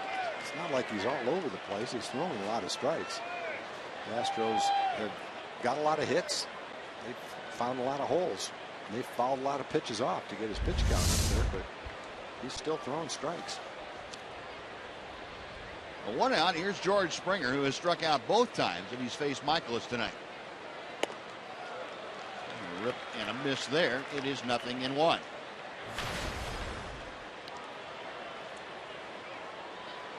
Yeah, Springer came into this game with 105 strikeouts and with 268 at bats.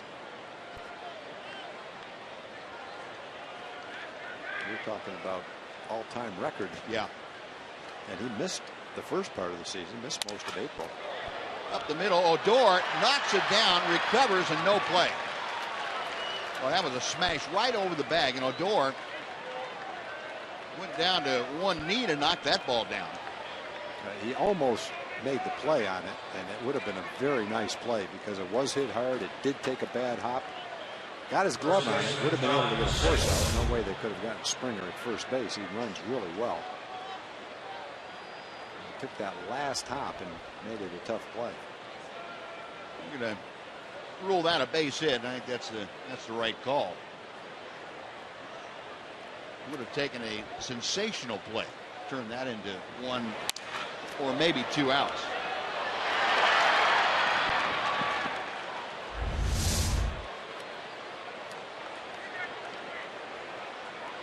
Brugnet would probably tell you, I was supposed to make that play. Yeah, he probably would. There are some guys that would say, no way, that's too tough a play. But I think he might say that. Yeah.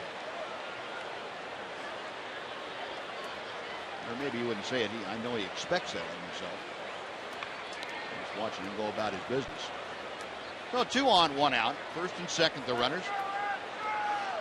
John Singleton, big first baseman up there. Singleton is singled and struck out. High fly ball that will hook foul back into the seats. Here's 0-1. The Astros now with 11 hits, and every Astro hitter in the lineup has at least 1 hit tonight. We're just in the 4th inning. That's spreading the wealth.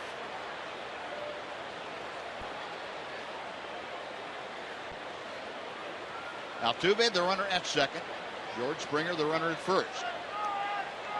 Michaelis looking for that double play grounder and a middle infielder. 1 ball and 1 strike. Tried to come back and catch the inside corner. That's not quite gotten there.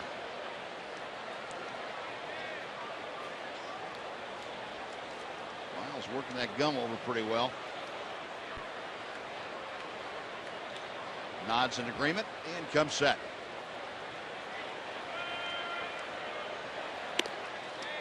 Changeup floats outside. 2-1. Yeah, I think Buzz, he's just about reaching his limit as far as endurance goes. He packed 85 pitches into less than 4 innings. He's got to be getting a little tired out there. I kind of thought that the other night in Baltimore we saw him that he ran into a little bit of that in that 6th inning. Yeah. I don't think the tank was completely empty, but he was struggling with it a bit.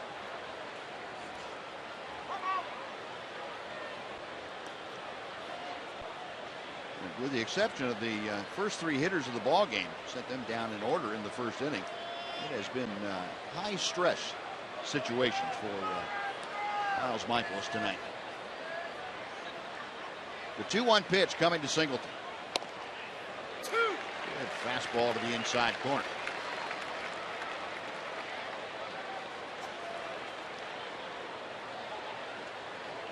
Singleton, oddity in that the Astros signed him to a long-term contract, a 5-year contract with 3 team options before he'd ever appeared in the major leagues.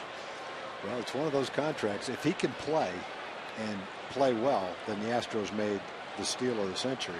But if he can't, then he's going to make a lot of money for doing nothing. That pitch off Torino's glove all the way to the backstop. And both Altuve and Springer advance 90 feet. In that kind of a contract, both parties assume some risk. The Astros believe in the young player, so they commit a long-term contract to him. And the player risks playing really well up to his potential and not making what he could have made without the contract. I guess that's a pass ball, Buzz. I would think so. So 2nd and 3rd now, and with just 1 out, the Rangers pull the infield all the way in. Payoff pitch to Singleton. That ball is blistered to right center field, into the bullpen and over the bullpen of the Rangers. Singleton with his 6th home run of the year. It is a 9-2 Astros lead.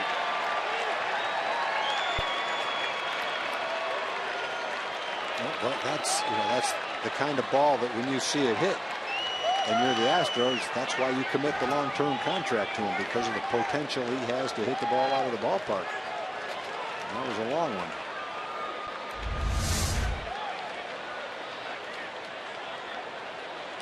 Singleton with that tremendous power. When he makes contact, he does some damage, and he certainly did there. And that's the last pitch of the night for Miles Michaelis, as Ron Washington out to the mound, and Michaelis is departing the premises. John Tolleson making his way in from the bullpen in right center field. While he does, we'll take a timeout. We're back after this on Fox Sports Southwest.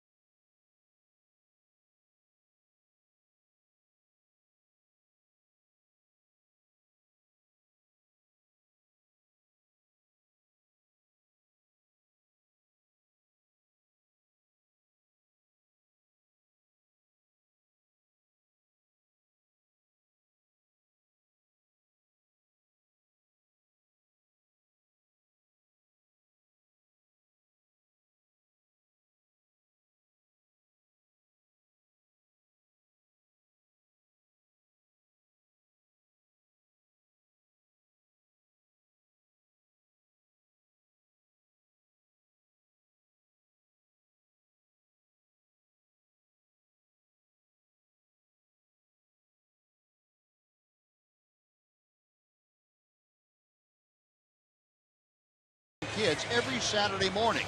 It's on at 10 o'clock right here on Fox Sports Southwest, where it's not about the score, it's about the experience. Ranger fans not having a great experience so far, but they've got plenty of baseball to watch. Rangers have a chance to come back. They trail 9-2, and Sean Tollison has entered the game to take over here in the 4th inning. Matt Dominguez will be the first hitter that Tollison faces, and Dominguez chops one to the left side. Nice play by Beltre to cut it off. That's the second out of the inning.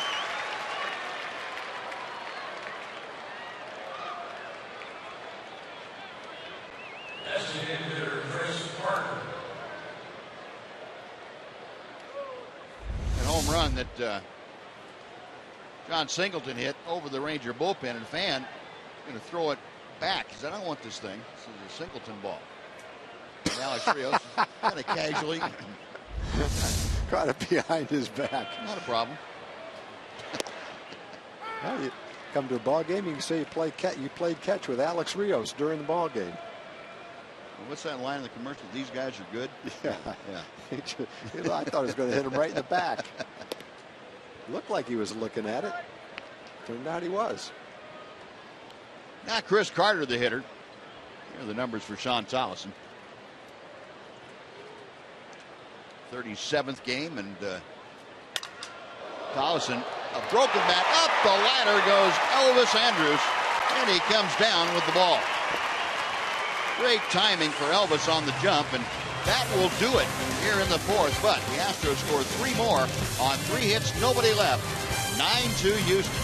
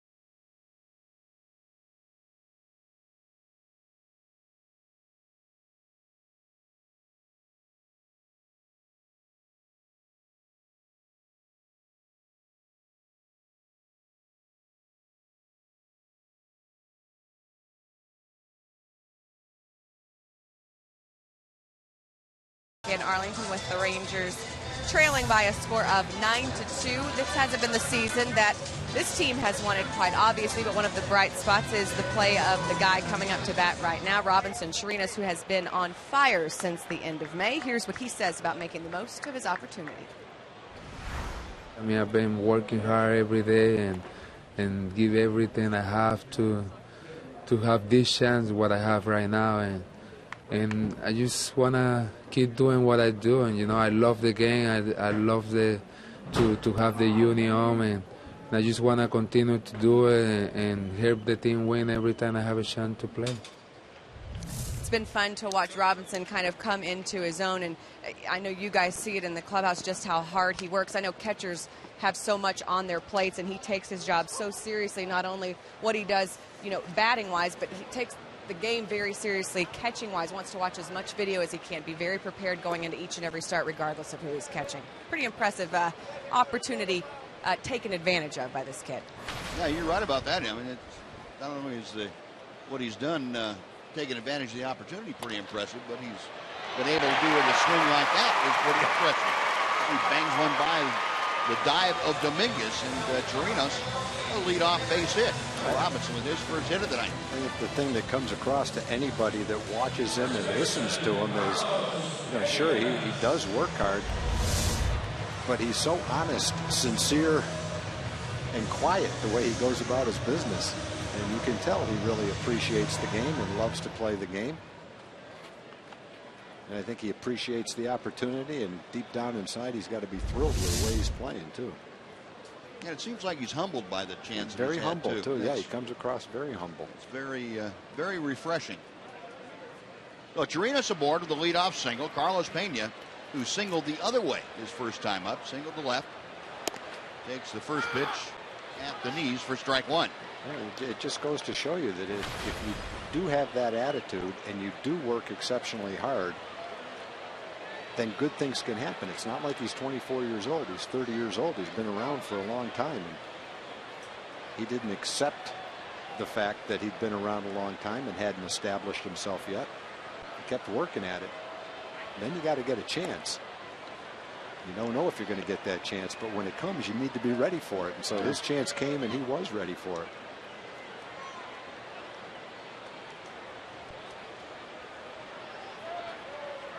A ball and a strike to count to Carlos Pena with Chirinos at first. Rangers now with 5 base hits off of Jared Cosart. Right-hander with a high set. Fires strike 2. Carlos Pena, the first-round draft pick of the Rangers back in 1998. Made his major league debut in this ballpark in 2001. Was away for the better part of 13 years. Came back. Hit a few home runs along the way. A few of them, about 285 or so. And this one's popped up. Got Altuve making the catch. That is out number 1, and staying at first, Chirinos. It'll be Rougned Odor. Second baseman, Rougned Odor. And with Rougned Odor coming up, how about 3 things that you really need to know about the 20-year-old? 2013 Rangers minor league player of the year last year. 4th professional season signed by Texas at age 17. And his uncle, Rougned Odor, is a hitting coach in the Indians organization. So to say baseball's in the family DNA, I think, is probably pretty accurate. It means he must have had pretty good instruction when he was a kid growing up. Probably played a little bit every day, I would imagine. Yeah. All those young kids in the Dominican Republic do play every day. Odor on via an error the first time up. 260 the average for the young second baseman. Got a couple of second basemen in this game with Altuve and Odor. Maybe not large in stature, but boy, they can play the game of baseball. Fastball for a strike to even the count. Altuve obviously a little bit more advanced than Rougned is, but look at a couple of guys that don't stand out size-wise in a crowd, but they stand out when you start putting baseball ability on display. The one thing that hits me about Altuve is Altuve, obviously, he's never been a big guy, but the last couple of years, he looked like he was stockier than he is right now. He looks slimmer. I don't know if that's true or not, but it also looks like he's running better than he's ever run before. And when you look at his stolen bases over the last couple of years, he's been 33 out of 45, 34 out of 44. You know, he's been thrown out 10 or 12 times each year. This year he's stolen 5 more bases. Well, he's tied as many as he's ever stolen. And he's only been caught 3 times. And you watch how quickly he got down to first base on the play that Elvis made. And you know, he's always been quick. It's not like he was heavy. This looks like he's slightly slimmer and even quicker. And Odor rams one into right field for a base hit. Chirinos stops at second. Well, 2 on with 1 out. Daniel Robertson coming up. Odor with his first base hit of the year. You talk about young players and trying to project young players. And when you look at Odor, he's a guy that's holding his own at 262. But, you see him turn on a pitch like that and just rip it into right field. A couple of the home runs he's hit over 400 feet, 425 feet. And so you see little glimpses of things. And he's only 20, and he's kind of feeling his way through his first couple of months in the big leagues. But as you try to anticipate 2 or 3 and 4 years down the road with maturity and more comfort in the league, knowing the pitchers more, and you see what he can generate offensively occasionally, and you try to anticipate the consistency as he gets older, then it gets pretty good. It's not like a guy you say, well, he's never going to hit with any kind of power. He's just going to be a slap hitter. And he's not going to hit, he's going to be a singles hitter. Kind of tough to project him. He better hit 300 or he's not going to be a very productive offensive player. But with him, you could see him as a guy that can drive the ball on the gaps and have some extra base power as he gets older.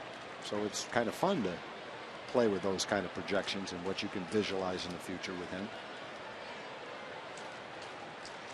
Cozart with the 0-1 pitch. In shallow right center field. Over is Alex Presley to make the catch. Back to second is Chirinos. Back to first, Odor. There are 2 outs now, and to the top of the Ranger order we go for Shin-Soo Choo. I think I mentioned this the other day, Tom. I found out that Odor has been asking when he's gone back to the bench after making a mistake. What did I do? Almost begging somebody to tell him, thirsting for knowledge and wants to find out how he can make himself better. And that's an attribute that you just don't see very often, especially in a young player like that. Well, it's a good point, and he's got a lot of good guys he can depend on for good, solid answers. When you look at Elvis, has been in the big leagues 5 years, and Beltre, an all-star third baseman. And even Carlos Pena at first base, all the guys in the infield can help him out. Carlos has been around a long time. He's got a lot of good guys he can go to in addition to the manager and the coaching staff. Sometimes you get as much good information from your peers as you do from your instructors. Yeah, I think it's true that a lot of times the information you get from the guy playing beside you is taken differently than what you get from a coach or a manager. Yeah. Good, bad, or indifferent, and it's different for you. 2-0 the count to Choo, who is 1 for 2 tonight. Now the count moves to 2-1.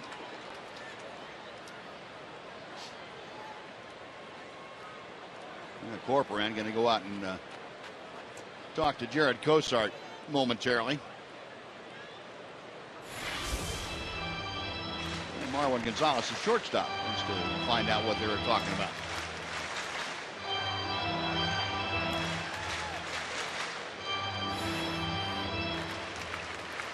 Two balls, one strike.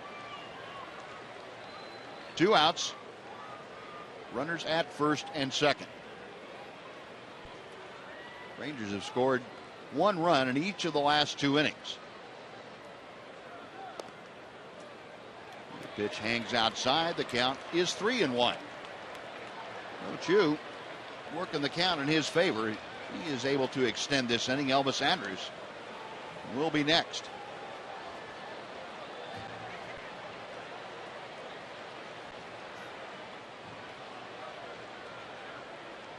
Cozart okays the sign, a check of the runners. Now the 3-1. Outside, ball 4, and that will load the bases for Andrus. Well, Cozart not exactly lighting it up tonight either. He's getting a lot of base runners against him. He's throwing a lot of pitches.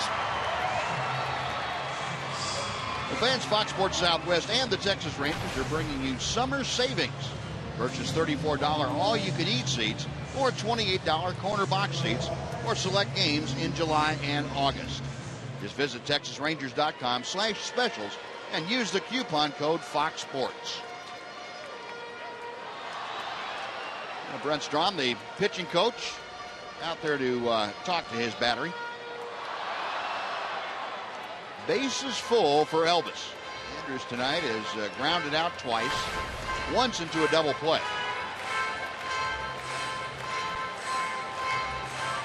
Elvis would like to get over the 20 RBI mark. The Rangers on the board and continue to eat away at this Astros lead. Check swing, the fastball for ball one.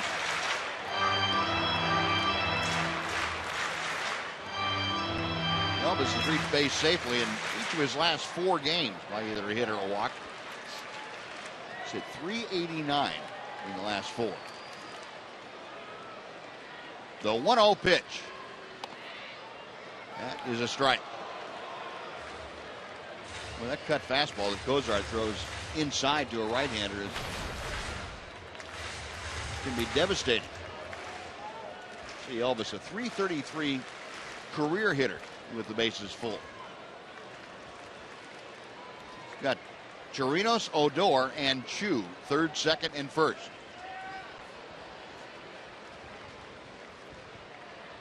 And the pitch is high, 2-1. Elvis working things in his favor. So Cozart's got a huge lead and has since the second inning. He's going to throw probably 80 pitches in 4 innings. He has not made it easy on himself. The Rangers haven't made it easy on him either.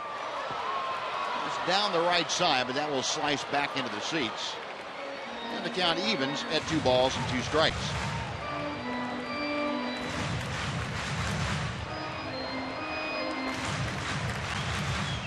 Cozart with the new baseball, and Elvis digging back in.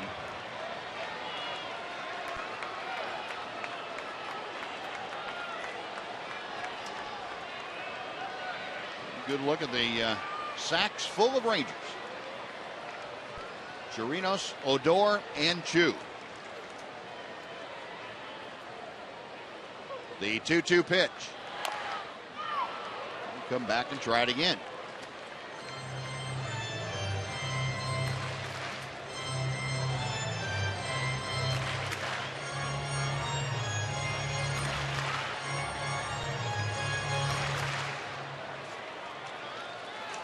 And Cozart's next pitch will be number 80.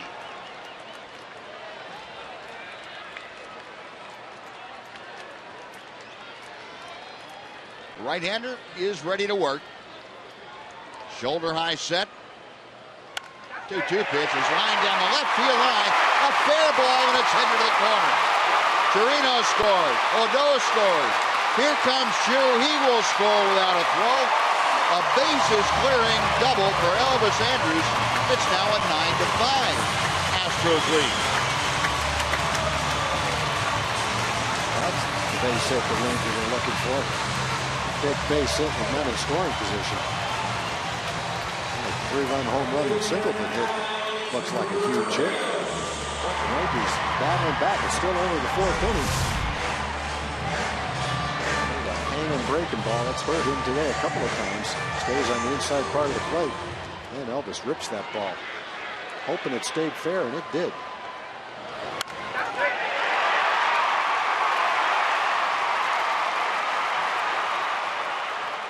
Some 2-out damage for the Rangers.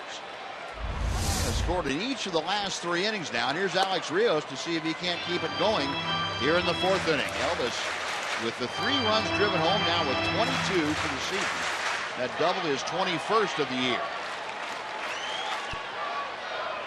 Rios doubled to left center field his last time up. 1 for 2. And Alex takes it inside. 2 balls, no strikes.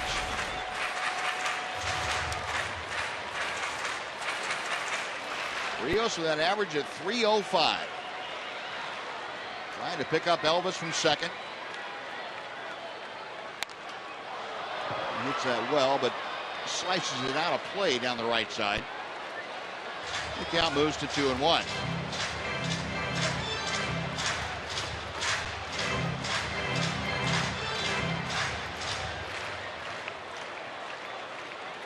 Rios in his career against Houston, a .278 hitter.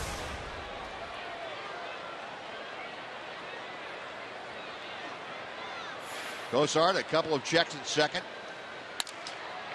And a broken bat, one hopper right back to him. Rios is out. Rangers are gone, but Elvis comes through with a big bases clearing double to put 3 on the board. They get 3 runs on 3 hits and lead 1. We have finished 4. It's now the Astros 9 and the Rangers 5 on Fox Sports Southwest.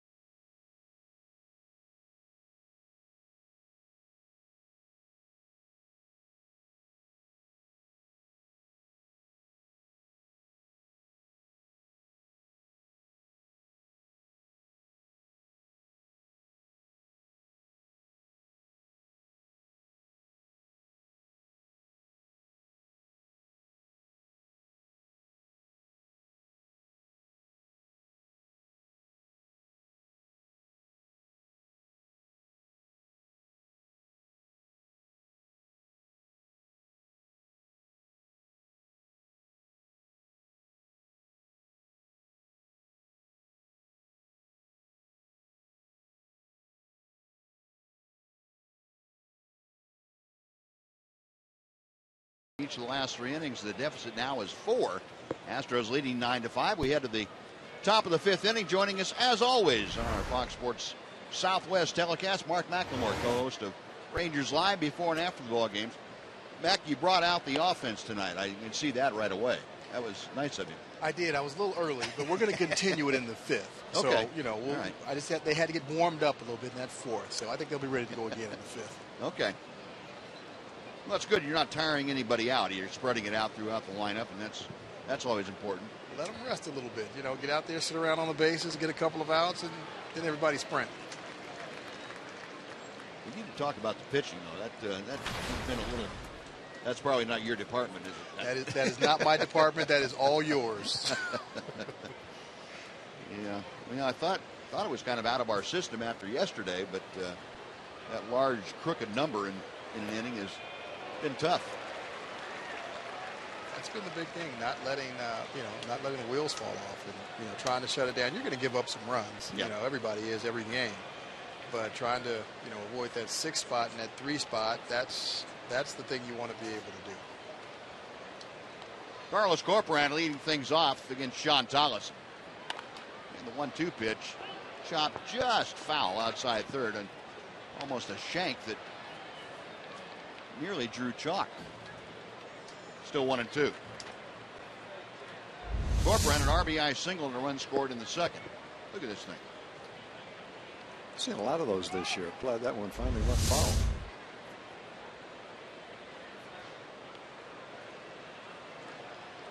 Corporan, a .240 hitter. Switch hitter up there from the left side. Astros with a dozen hits in the first 4 innings. And we're going to add one more to that as Corporan dunks a little looper into center field, a leadoff single. So his 2nd hit of the night. Bring up Kike Hernandez.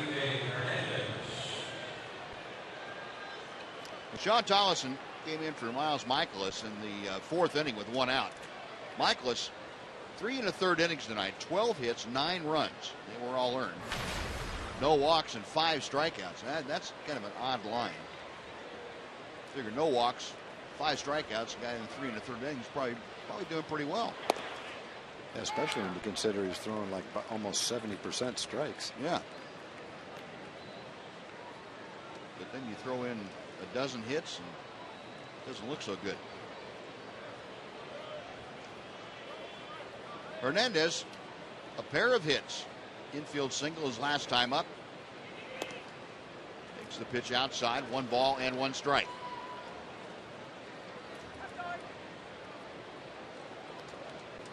Dollison, the 26-year-old out of Allen, Texas. Baylor X. Okay's the sign and comes set. And it's popped up in the shallow center, going out Elvis. Backpedaling makes the grab. That is out number 1. Mac, Tom and I were talking. This is not to offend you, but we were trying to think of somebody that went back on a ball as well as Odor does on pop-ups. Anybody come to mind? We ruled out immediately Omar Vizquel. Okay. Because that was we thought he was the best that the Rangers have had. Robbie Alomar was really good at it. Now, with the Rangers, we've had a lot of guys that was not a strong suit for him, to be honest with you. We have had a lot of guys that's definitely not a long suit.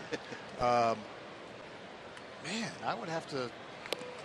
I really can't remember. Well, I do remember guys that had trouble with it. But I'll leave that list alone. Yeah. But it's hard to think of someone that just you go, wow, that guy. Look how far out he was, and he makes it all the time. Odor caught a ball in New York. He was almost in straightaway right field. I like how much territory he covers. He goes out there an awfully long way down that right field line and into right field. And even this is a very nice play. It takes some concentration and some nerve because as a middle infielder, when you're going back out there like that, you know that outfielder's coming at you. Yeah. You know he's not just taking a nap. He's coming. So for you to be able to concentrate like that and still make that play, that takes a lot of nerve. Yeah. He had that ball, and I'm not going to blame him because I think Alex as the veteran guy should have caught it. But in Darvish's no-hitter, that ball that fell in, yes. It's almost like since then he said to himself, that's not happening again. Right. That was definitely Alex's ball, and he'll tell you that. But as an infielder, you want to go get everything. And, you were taught, or I was taught, you go until you hear the outfielder. Sure. If you don't hear the outfielder, you're catching it. Yeah. It doesn't matter where you are. If you have to run out there to right field and that right fielder's there, if he didn't call it, hey. But that's that communication, knowing where one another is on the field at all times. Knowing that, hey, if there's a ball out there, if I've got to go out 20 feet, I know that right fielder's coming at some point. And having those talks and discussions with those outfielders about that. And, whenever I would, a new outfielder would come to a team that I was on, I'd tell my first baseman, my first baseman, hey, if you have to take 3 steps to your right, no, I'm going to be there. I'd rather you get to first base. Nice going, Mac. That was all we needed to have. Is get you up here and have a double play turn. There we go. Very good job. So that takes care of Corcoran's leadoff single. And Bo Porter is headed out now. Now, he had a play overturned last inning. It was Jose Altuve with a leadoff base hit. It was originally called out. It was overturned on appeal.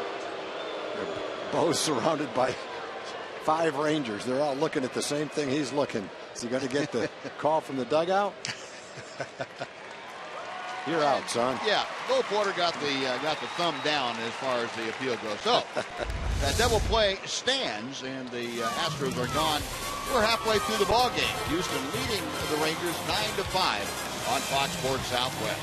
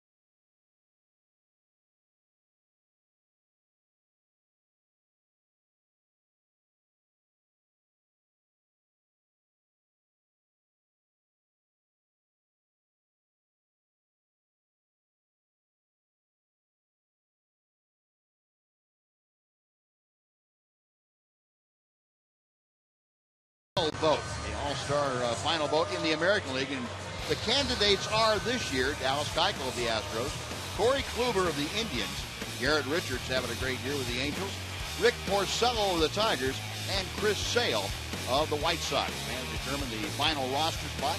Voting at MLB.com ends Thursday at 4 p.m. Eastern. 2014 All-Star Game Tuesday, July 15th on Fox.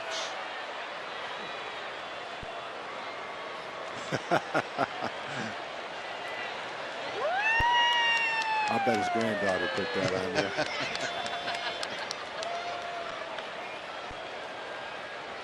Adrian Beltre starting things off here in the Ranger 5th inning.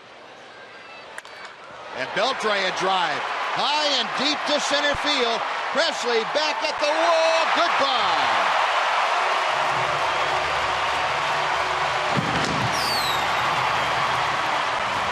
Adrian Beltre with his 12th home run of the year. It's now a 9-6 Astro lead. I think the hardest hit ball Adrian has hit all year was the home run he hit to center field the other day against the Mets. That ball just jumped out of New York. That one was hit pretty well, too, to center field against a guy that doesn't give up many home runs. Cozart, coming into the game in 100 innings, had only given up 6 home runs.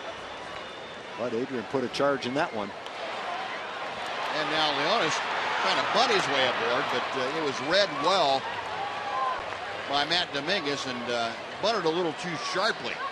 That's when it, I don't know, Mac, but well, let's watch the home run first. Pitch kind of up and in the inside part of the plate. I knew he hit it well. The question was, did he hit it well enough to get it out of the ballpark? He's wondering that right now, too. Well, it definitely had that sound that you don't like, Buzz. Yeah, it did. Talking about Martin, the third baseman was at least 20 feet in. He had no chance of beating that bunt out. Right. That was an at bat that he kind of gave away. In that instance, if you're going to bunt at the shortstop. That's what a lot of guys, you don't see that happen anymore. And it's just a poke a little bit harder than what he did, but you just aim for the shortstop. I mean, when that third baseman is 20 feet in, you're giving it to him when you put it down. Nice play by Dominguez to the backhand as he robs Robinson Chirinos of his second hit. Yeah, and Dominguez is a solid defensive player for a young kid, and when he's in, he's got a strong arm, and when he's in that far, I don't think you can bunt it anywhere and beat it out. You know, there are only a few guys that I've ever seen that can do that with that third baseman in about 20 feet. I mean, he's in, and he's anticipating it. Right, he's already on the move. You know, Brett Butler was a guy that could bunt with that third baseman 25 feet in. It didn't matter. He dropped in the right spot. Right. Carew was that guy. Vizquel could do that as well. But you've just got to be able to drop it in that perfect spot. And that perfect spot is about 20 feet from home plate and about 2 or 3 feet off the line. Yeah. It can't be 10 to 15 feet, towards the pitcher's mound, because that third baseman, as you saw Dominguez, he was right there waiting for it. Yeah. To left center field from Pena, dropping in a hurry, and it's down for a base hit. Carlos Pena twice going the other way, and he has a couple of base hits to show for it tonight. Ned Odor coming up before he makes his way to the plate. Let's take time for a Mazda game break with Dana Larson. Dana?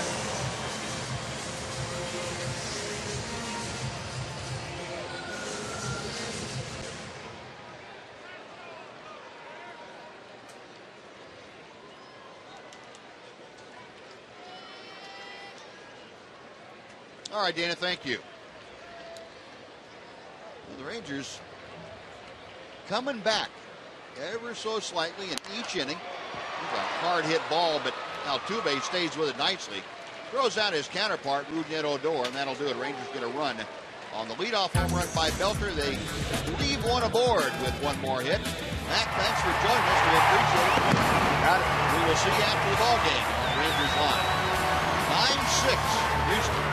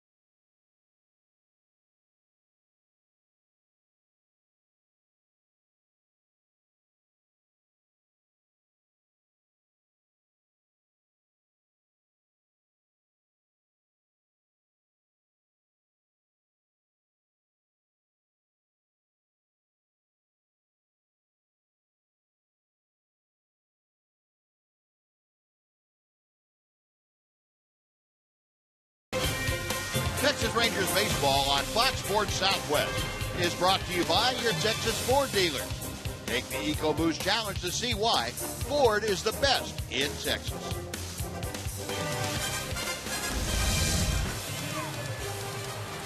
Adrian Beltre and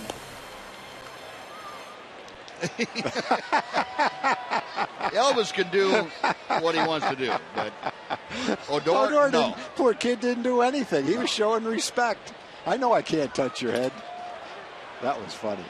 Oh, he had to bring his helmet back.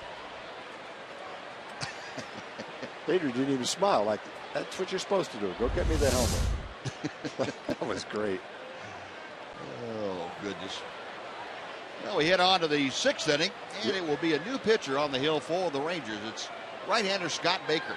Well, the other thing you notice, Elvis was going to touch his head, but he wasn't going to stand around and touch his head. Right. He was going to touch his head and get out of the way. It was a drive-by. Yeah, Scott Baker, I don't know that I've ever seen a pitcher be asked to pitch in the variety of roles that Scott's pitched in. He's pitched 12 times. He's started 3 times. He's had 3 or 4 relief outings of at least 5 innings. And then he's pitched several times for an inning or so late in the ball game. You talk about answering the bell for however your manager requires you to pitch. And Scott has definitely been able to do that. He's been a starting pitcher his whole career. It's not like he's ever been groomed for this kind of a role, but he's been asked to do it, and the Rangers are lucky that they've had him out in the bullpen to fill the role that he's been filling. He gets the first out here in the 6th inning. A fly ball off the bat of Jose Altuve to center field. And there is 1 out now for Alex Presley. The first pitch to Presley is outside. 1 ball, no strikes. Presley tonight 1 for 3, an RBI single in the 2nd inning.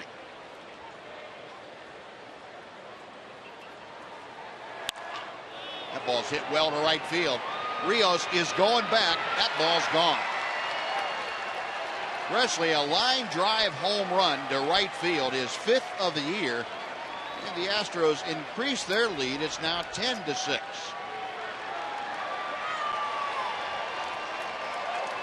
A couple of hits, couple of RBIs for Presley. And I think if you look at Scott's line, the one thing that stands out in a negative way would be the home runs allowed. That's a 9th home run he's allowed, but his walk totals are way down.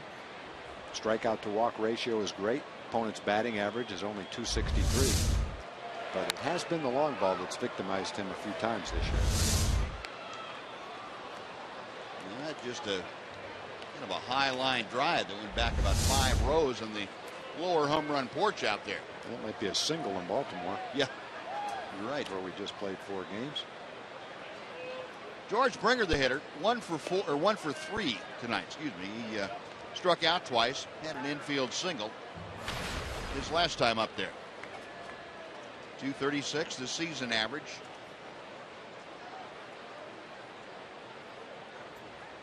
Baker back to the plate. And Elvis up and throwing, and just barely getting Springer. Boy, he got down that line in a hurry. See Elvis, a little surprised probably that Springer got there as quickly as he did. And he's got that great combination, power and speed. Now with John Singleton coming up, let's check in with Jim Knox. Jim? I appreciate it, Buzz. We were with the Lancaster Tigers, and they are with the Junior RBI program. They'll be heading to Minneapolis during the All-Star break to play in the Junior RBI tournament. This is Darnell Burton. And Darnell, talk about this, how the Texas Rangers, also the city of Lancaster, helped out. You guys are going to play some baseball in a big tournament. Yes, as part of the RBI reviving baseball in inner cities, the city of Lancaster as well as the Texas Rangers and MLB have gotten together to assist in our new baseball program. And part of that, they're going to have our 12U team go out and compete in some junior RBI games in St. Paul, Minneapolis. We leave this Thursday, and they'll have games over a 4-day period, 7 games. This is going to be a wonderful experience for everyone. Great organization. You guys ready to play, huh? Yes, sir. Come on, I can't hear you. Come on now. Okay. There we go. All right, Buzz. You'll be heading the All-Star game, Minneapolis. All right, maybe catch that as well. All right, appreciate it. Thank you. Good luck, guys. Yeah, that's a great program. It's outstanding that Major League Baseball would help fund that and get baseball back to the roots.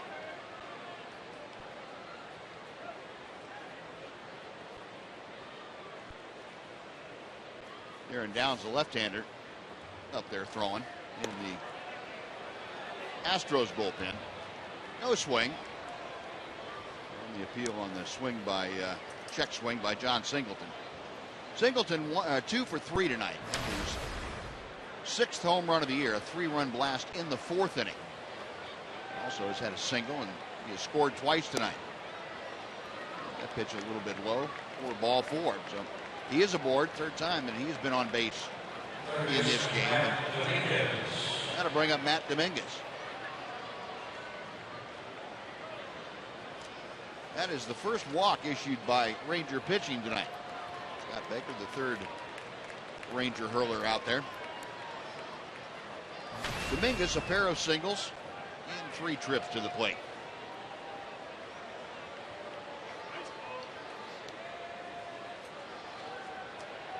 Baker's first pitch to him.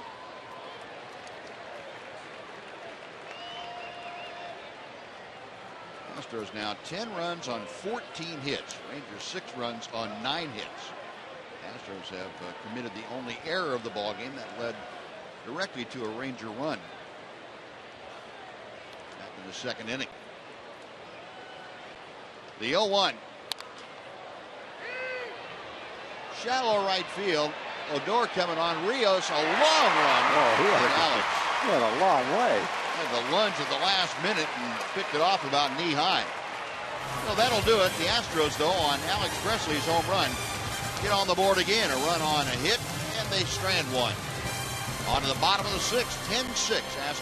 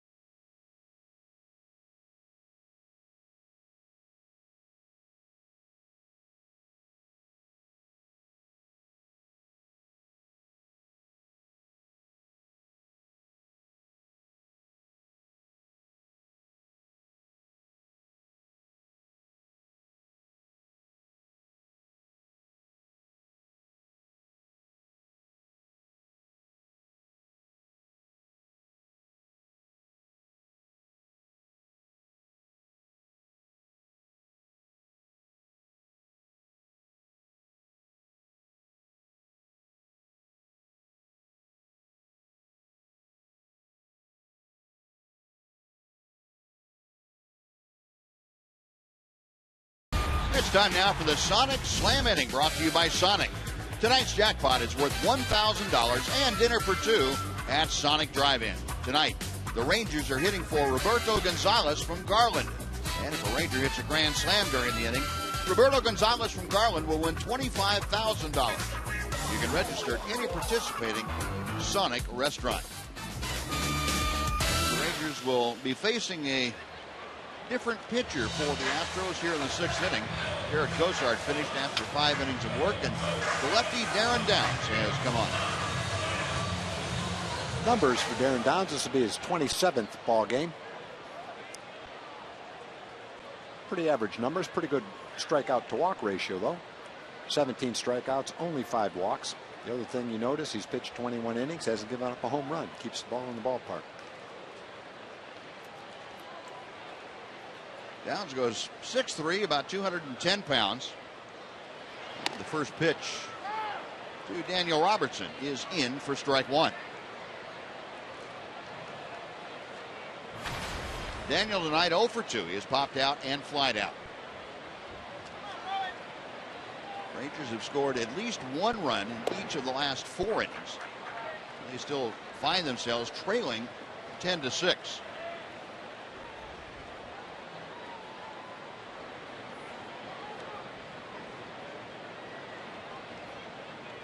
Robertson currently hitting at .232. Downs back to him. Ground ball. Dominguez right at the cut of the grass makes the play. 1 out. Now back to the top of the Ranger order for Shin-Soo Choo.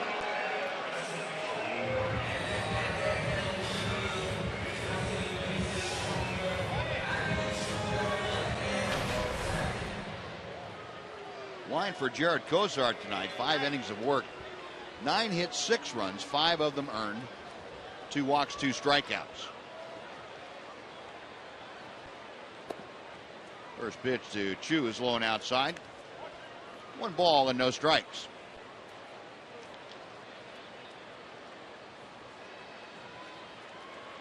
Choo 1 out of 2. Also walked, had a single, and struck out. Rip and a miss. Pretty good breaking ball from Darren Downs.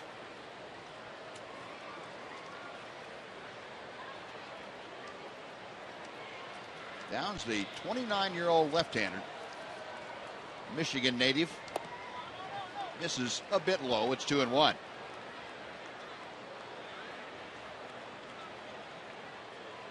Choo 0 for 3 against Downs. He does have a walk.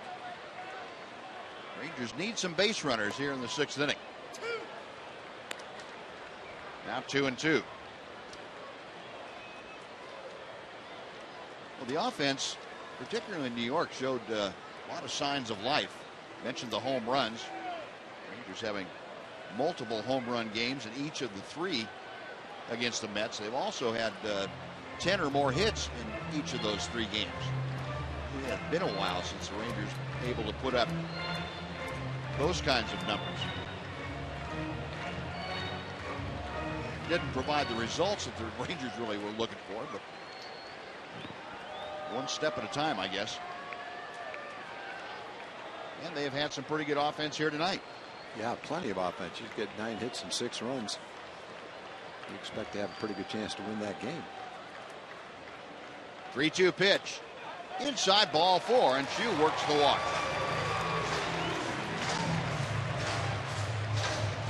Shin-Soo aboard for the 3rd time this evening. 2 walks and a single. And it'll bring up Elvis Andrus, and it also brings Bo Porter out of the Astros dugout. And before he ever gets to the third baseline, he is signaling he wants the right-hander to come in from the Houston bullpen. So Downs faces 2 hitters, retires 1, leaves with Choo aboard as his responsibility. Another pitching change underway here at Globe Life Park. 10-6. The Astros on top of the Rangers. Will be back right after this on Fox Sports Southwest.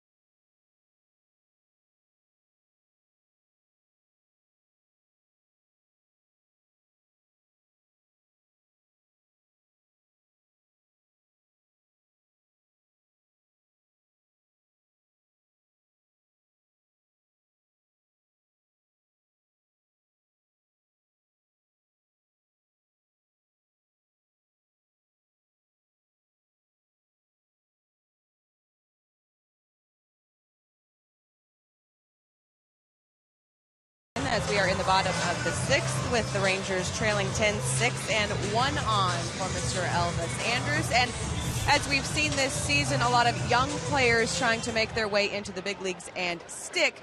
John Daniels saying that it's difficult to take your lumps at this level. We're all human. It's hard. Failure's hard, and it's a reality at this level. You know, if you have a weakness, guys expose it until you can make that adjustment. They're going to keep going back there. So one, you do learn about guys that how they handle it, but also who can make those adjustments in the face of kind of short-term failure, and it's definitely a tough thing to do. Michael Choice, one of those guys they chose to send down today so he can try to get some things worked out at the AAA level rather than trying to do it without much success here at the big league level, fellas. All right, Em, thank you. Elvis up there trying to keep things going here in the 6th inning. He has HOU at first base with 1 out. Elvis, of course, that bases clearing double in the 4th inning. Went around, tried to check his swing as Fields really took something off, and Elvis kind of stumbling around. It is strike 2. Fields, a 28-year-old Georgian, went to University of Georgia. And the numbers for the year. Yeah, a lot of strikeouts, 41 strikeouts in 28 and 2/3 innings. Trying to figure out how his ERA is 5.65. He doesn't have that many walks. He's only given up a couple of home runs. He must have given up runs in bunches a couple of times.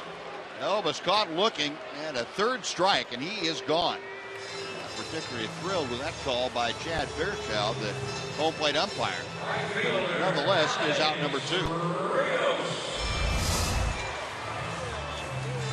Right, it came back.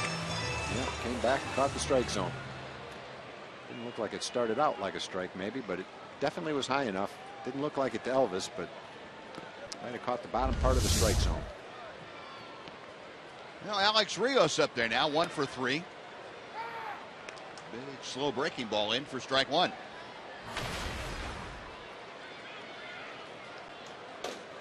Rios, a 3rd inning double.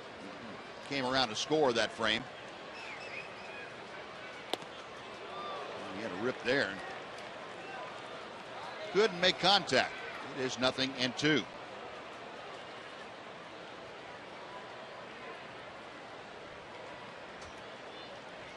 Josh Fields, originally Seattle Mariners property. Astros got him on a Rule 5 draft from Boston year before last. One of those guys that throughout his collegiate career was groomed as a closer.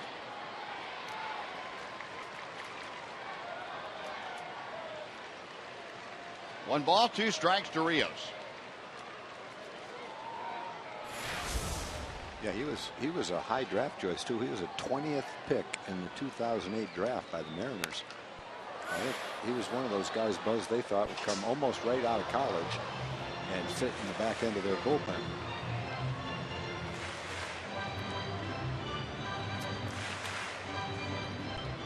He came out of college and worked the first 2 summers at Double-A. And made 9 appearances the next year at Triple-A. That was when he went over to Boston.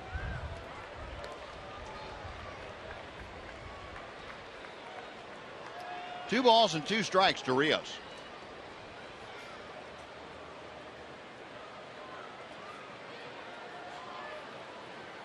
Shin-Soo Choo, the runner at first, he has stepped off his lead, and Fields comes set. Looks like he got away with a hanger there. And Rios fouling it back to the screen.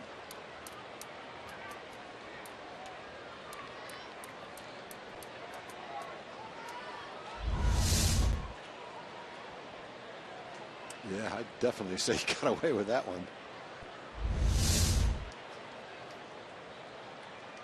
Sometimes better be lucky than good. Yeah. High and tight, and the count is full. So with 2 out now, that gives Shin-Soo Choo a chance to take off with the next pitch from Fields. Alex Rios trying to extend the 6th inning. Adrian Beltre hoping to get a chance to face Fields in this frame. Yeah, and I don't think Fields really wants to do that in a 4-run game. To face probably one of the league's hottest hitters for sure. He's got a double and a home run in this game, knocked in 2 more runs. Fields ready. HOU on the move. And the pitch fouled away. We'll reset and try it again. Yeah, if you're Fields, you want Adrian to lead off the next inning. You don't want to face him now with a couple of men on base.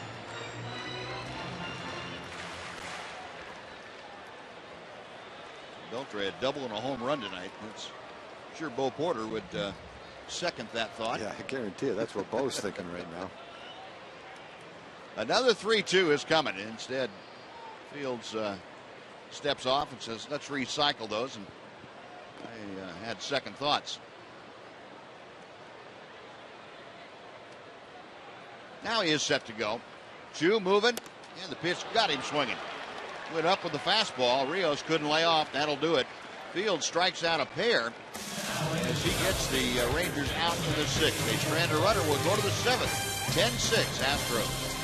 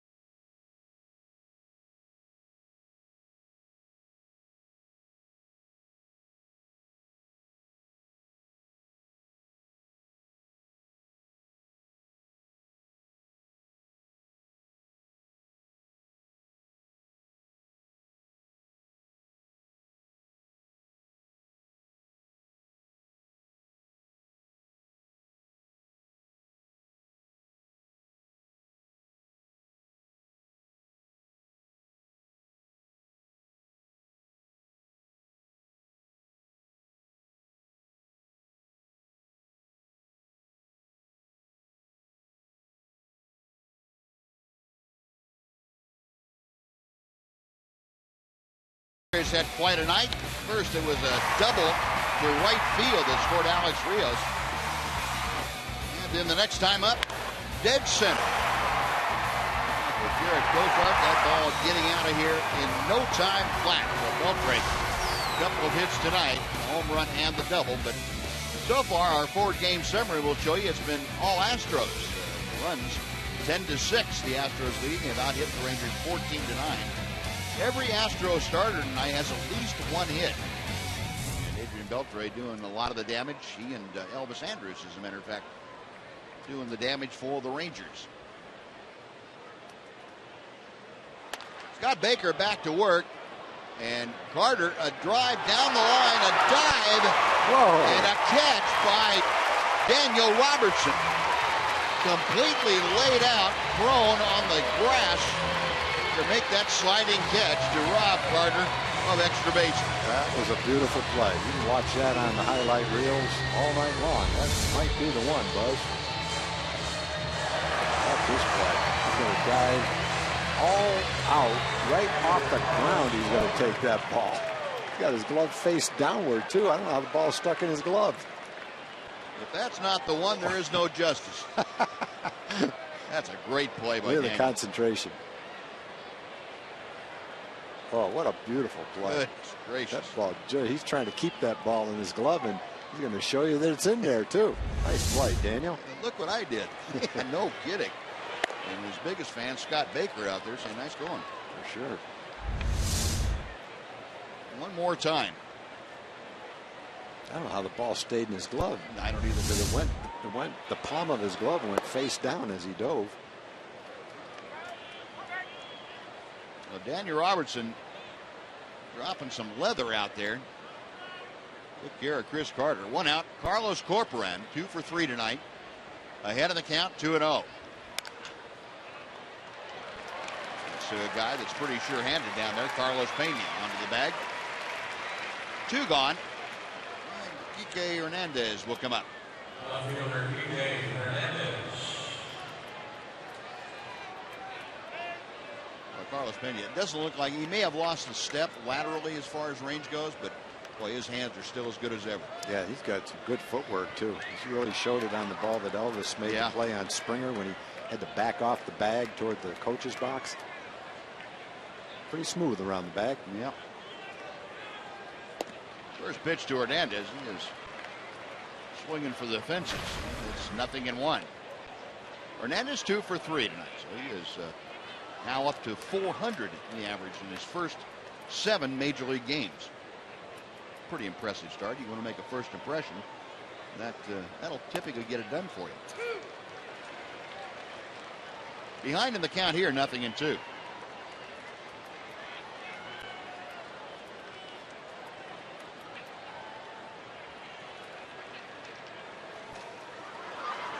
Baker to the wind. Foul ball. We'll try it again. Well, I think Scott Baker might be the first pitcher with an ERA of 5.80 that I ever said he could pitch on my team any day. I'll take him, boy.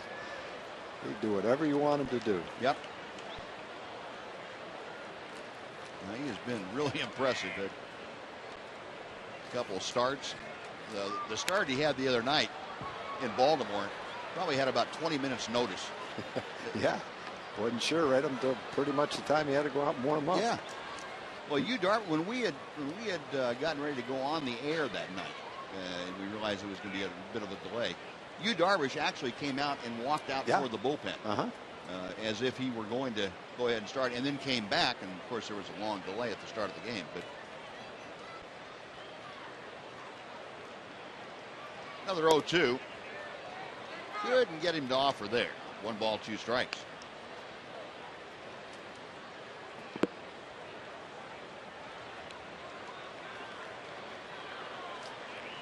Hernandez 8 for 20 in his first 7 major league games. And he's had 6 starts in him. Pops one high in the air. That will settle into the seats over the Astros dugout on the third base side. Hernandez starting in left field tonight. This is the 3rd start that he's had in left field. He's had 2 at shortstop. Also had 1 at DH. Daniel Robertson getting the start in left field tonight. He's been all over the diamond also.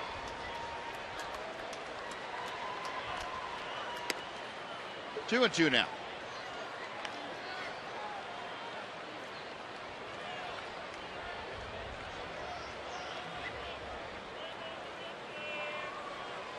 Hernandez, the Astros' 6th round pick in the 2009 draft. And he is gone on strikes. Baker gets the punch out. Astros gone, and we'll take the stretch here at Globe Life Park in Arlington, with the Astros leading the Rangers 10-6.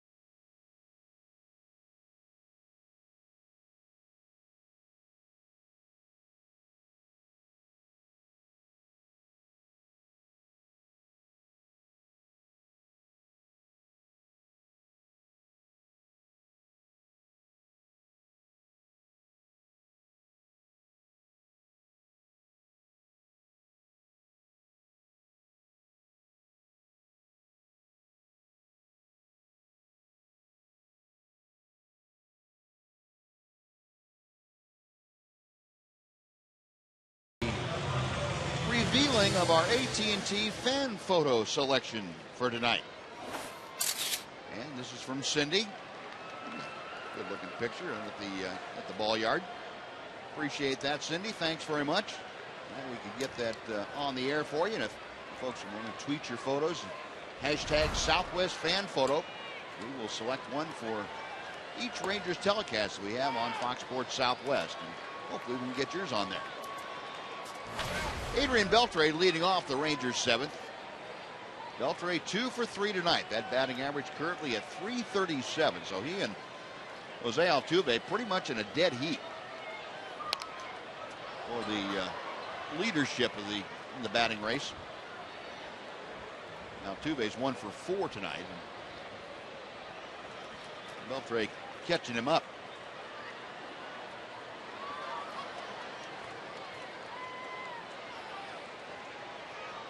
Fields with the 0-2. Got him swinging. Well, Fields come in and done the job. Faced 3 guys and struck them all out. Same thing he did to Rios going up the ladder. And he's gotten both Rios and Beltre to chase after that high fastball.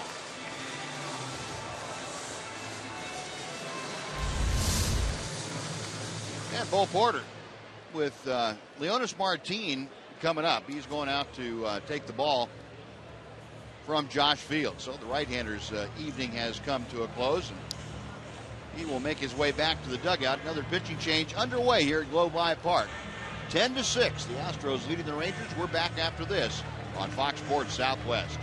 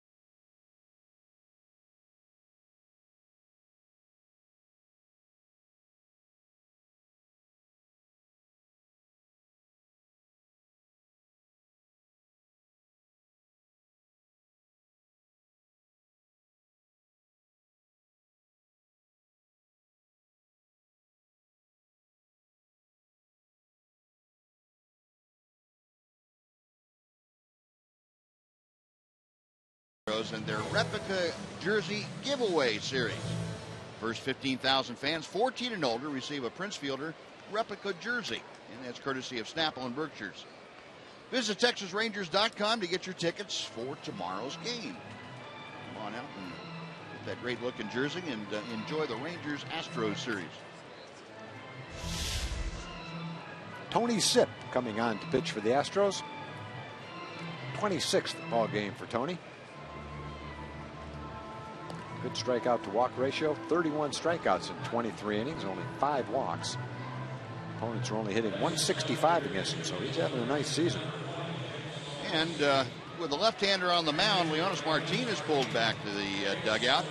Jake Smolinski is making his major league debut with an at-bat here as a pinch hitter. So Smolinski, who was just brought up today from AAA Round Rock, on now to pinch hit for Leonis Martin. Smolinski, a 25-year-old out of Rockford, Illinois, right-handed hitter. He is up there now facing the veteran Tony Sipp. The first pitch is a fastball from Sipp for strike 1.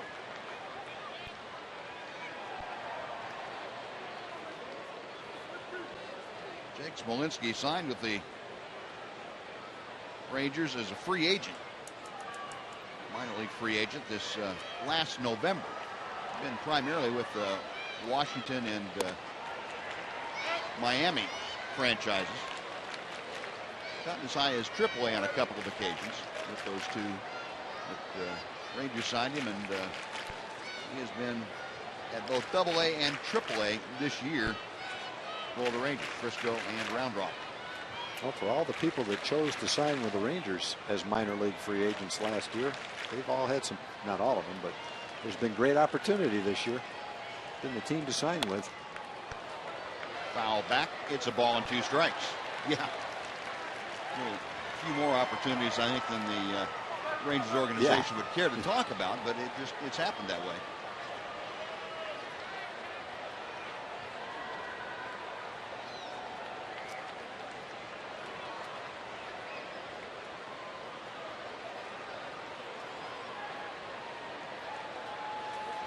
Zip back on top of the hill. The left-hander has a sign, and Smolinski waiting. The 1-2 pitch is coming. And chopper foul.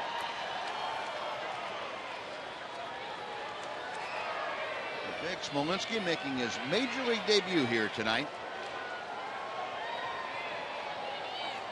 He ended up hitting at 267 for Round Rock. 6 doubles and 6 RBI, and he'd only been up from AA Frisco since June 25th. So his stay at AAA was just a little better than a week.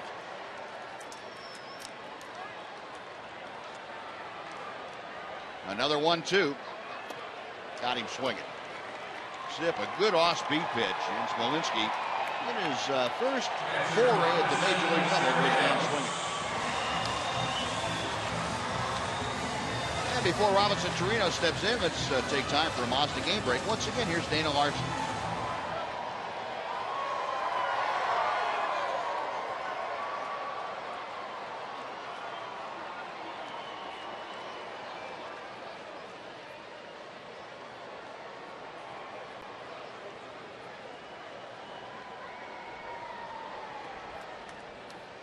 All right, Dana, thank you. Boy, Nelly Cruz is just in fuego.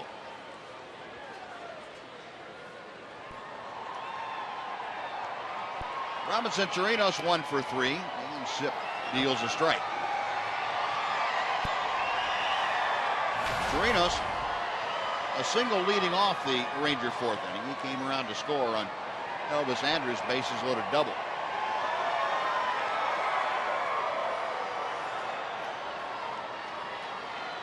Zip coming back to the plate.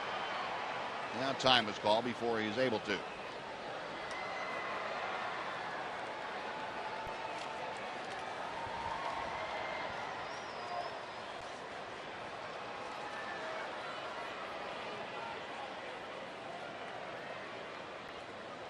Now the left-hander is ready once again. The 0-1 pitch. Nothing in 2.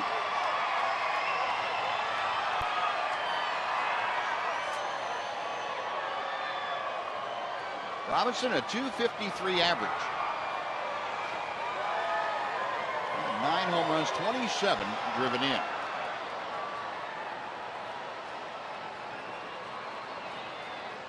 Elvis Andrus and Alex Rios.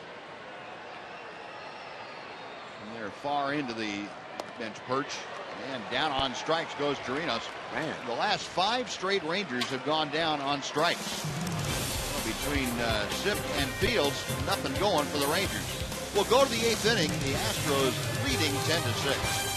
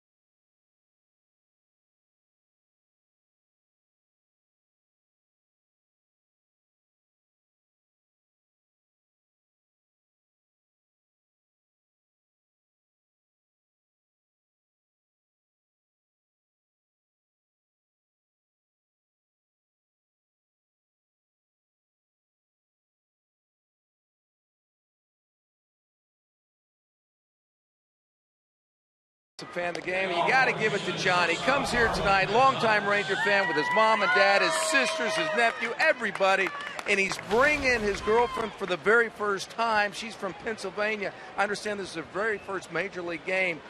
What took her so long? She had to find the right guy. Is he the right guy? I hope so. Oh, okay. You hope so. There we go. Well, congratulations. Here's the shirt.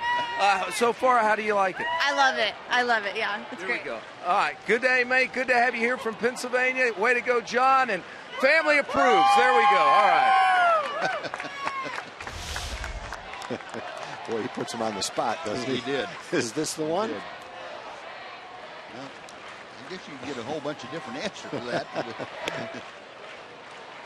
Scott Baker back out to the hill, and he's facing Marwin Gonzalez starting off in the 8th inning. Gonzalez then back to the top of the order. Jake Smolinski, well, the Rangers stays in the ballgame, takes over and left with Dan Robertson. Daniel moving over to center. 1-0 pitch. Tailing fastball for a strike. 1-1. Gonzalez, a 3-run triple that highlighted that 6-run second inning for the Astros. 1 for 3 overall. Now down on the count, a ball and 2 strikes.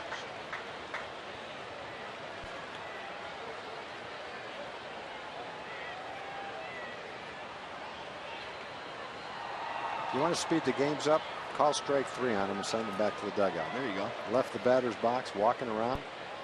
There's 20 seconds of waste right there. Oh, shot foul off the screen in front of the Ranger dugout. Well, there is a rule that, you know, is just not enforced, where you're not supposed to be able to take both feet out of the batter's box once you get in. Yeah, you can speed up the game. You're just going to have to drastically change the way that the game is played. It's out of play down the left side. And it won't be comfortable. But if you really want to change the speed of the game, then it's going to take something drastic. Because modest little changes without really making it uncomfortable for a pitcher, uncomfortable for a hitter, probably aren't going to accomplish much. Yeah, and they have to be universally applied too, and I don't think the way that umpiring crews and such are today that's going to happen. You're right. If you want to speed the game up, everybody's got to do that and just make it. You figure out how much time the pitcher has, however many seconds it is. You put a clock on him. If he doesn't throw the ball, that's a ball. No questions asked.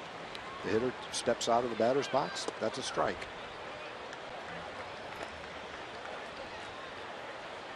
Want to really get drastic?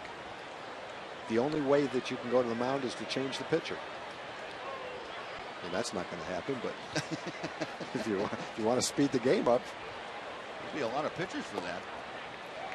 And ball 4, that puts Gonzalez aboard to start things off here in the 8th inning. Or you could make a rule for a starting pitcher. You can go out one time. Second time you go, no matter how many innings it's been, you have to take them out of the game. You only get one visit.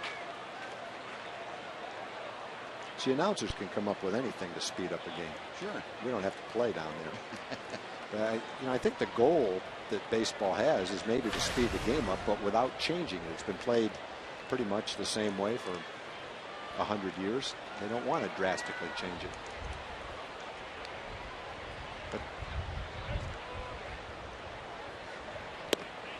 The pitch to Altuve is in for strike 1. Altuve 1 for 4 tonight, so that batting average now at .336. He and Adrian Beltre are in a dead heat. Adrian was back down to .336 after his last at bat. Altuve back in front. Base hit's going to the alley in left center field. Smolinski gets the ball back into second. Going on around to third is Gonzalez, and the Astros here in the 8th inning have runners at the corners, nobody out for Alex Presley.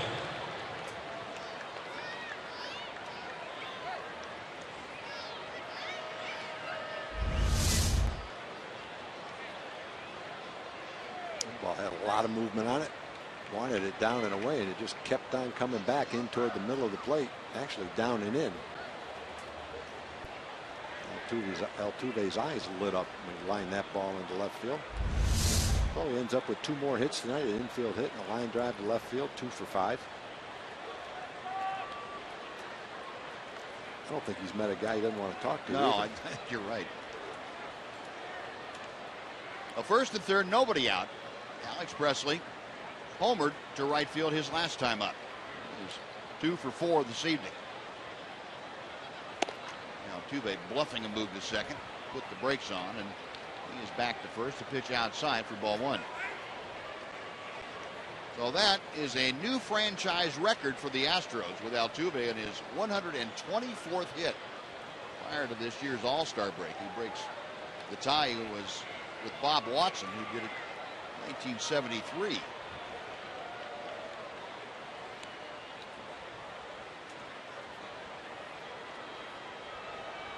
There goes Altuve. The pitch is low, and a bluff throw to second by Chirinos.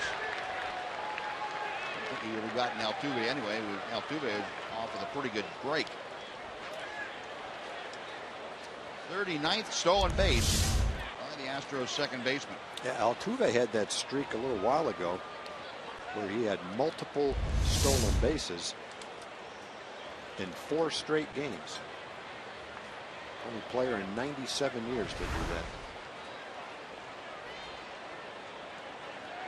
And there's the select categories we were talking about. He leads the American League in average, hits, and stolen base. Only player since 1957 was Ichiro Suzuki to lead in those 3 categories prior to the All-Star break.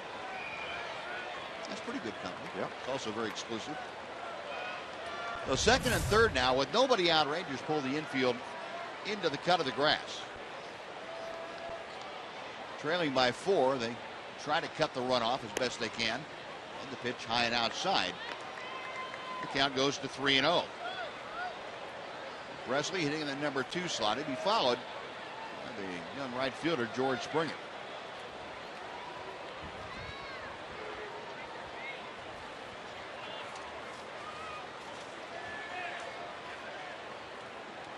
Baker twirling the ball behind his back as he takes the sign and fires a strike.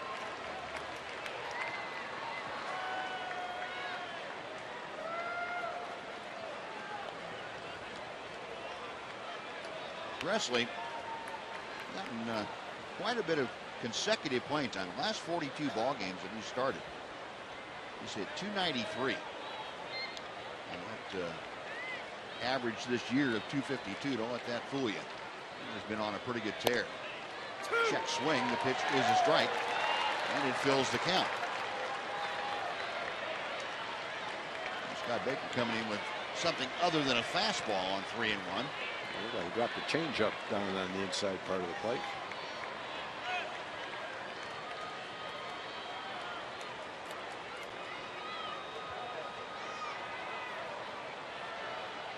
Three and 2 with nobody out. And that's out of play down the left side.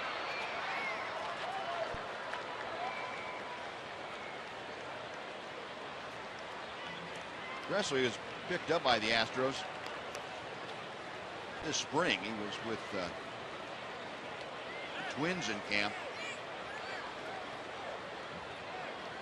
The Astros got him late in the spring.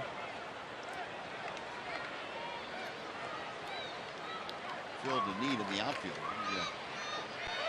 Especially now with Dexter Fowler on the disabled list. Beltre going over and couldn't quite make the over-the-shoulder catch. Boy, that would have been almost a circus catch for Beltre if he was able to make that.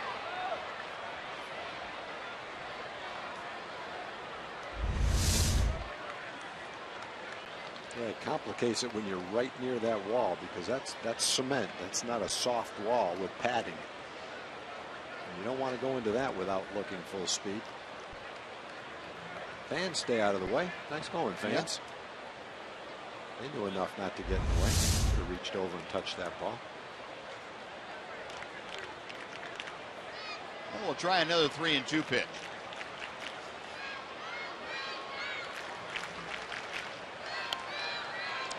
foul ball.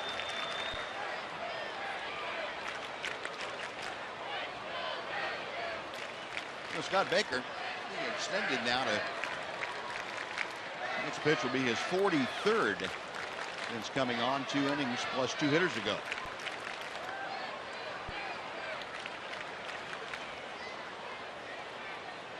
So far, he's given up a run on a couple of hits and a couple of walks. Has runners at second and third. Nobody out here in the 8th inning. Another high foul ball.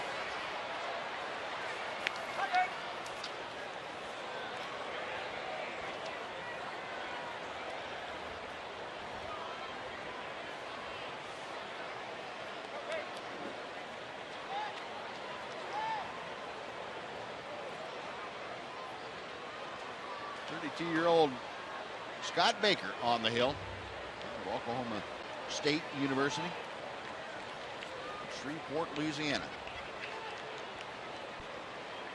Right-hander is ready one more time. And one more foul ball. Alex Presley being pretty much a pest in this at bat. I would agree with that. It looks like he might have hurt something in the last swing. The way he's bending over, it might be his low back. Maybe one of those oblique strains. Well, that's a big league mustache on the trainer. See if we can see anything.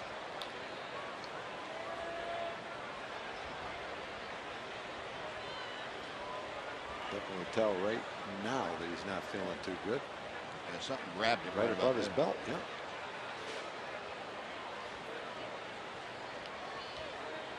That'll be it for him. Yeah, he's not going to be able to continue. And Bo Porter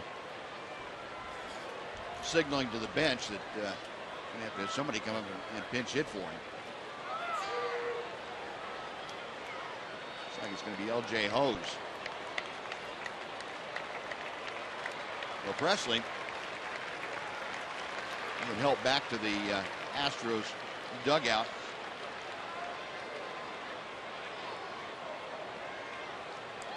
Ladies and gentlemen, your attention, please. Now, this isn't a bat that you definitely weren't planning right here. Yeah. Come up with a 3-2 count. Yeah, and runners at second and third.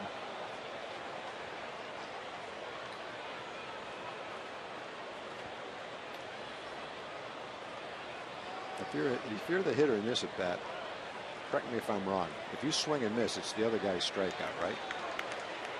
And a 3-2 pitch. I don't know. I got to find that I'm out. not sure. I think that's true. If it is, there's only one thing to do right here. You got to go for it. You got to swing as hard as you can, and don't take a chance on like a check swing, tapper back to the mound. No, you don't want a check swing. L.J. HOU steps in, 187 the season average with a couple of home runs. I think the other guy gets the strikeout, the other guy gets the hit. I mean, you get the hit, and the other guy gets the walk. Who gets the sacrifice fly? He did, because he hit it. Okay.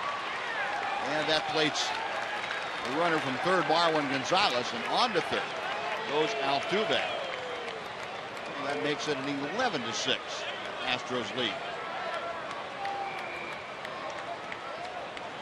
Right fielder George Striker.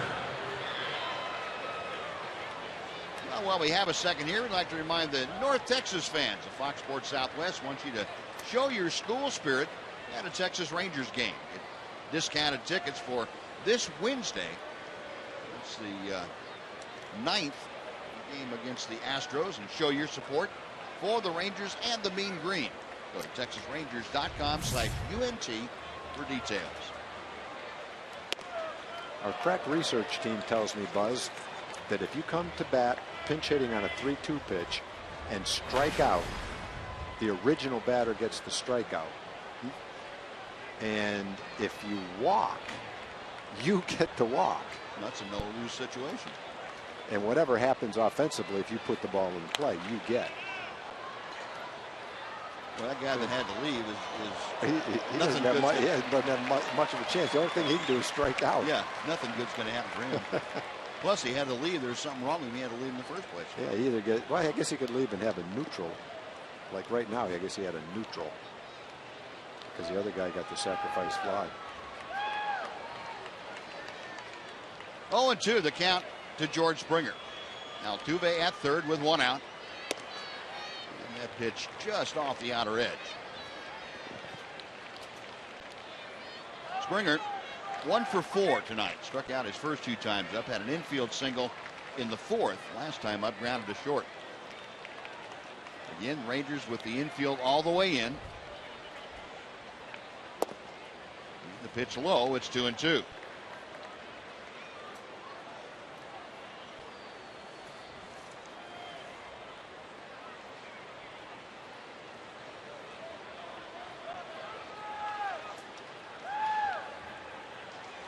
Chirinos flashing the signs out. And Baker has one to work with. Call strike 3. And Springer turned into a statue at home plate by Scott Baker. That is out number 2. One more strikeouts for Springer. Look at that ball. Right. Why the ball came back and caught the outside corner. Looked like it was way outside, but sinking and tailing action. Popped it right on the outside corner. Great pitch by Scott. A man on third base in less than 2 outs. Well, now the Ranger infield can go back to normal depth with 2 outs, and John Singleton, big power hitting first baseman up there. 1 ball, no strikes. Singleton, 3-run home run back in the 4th inning. He's also had a single and a walk tonight.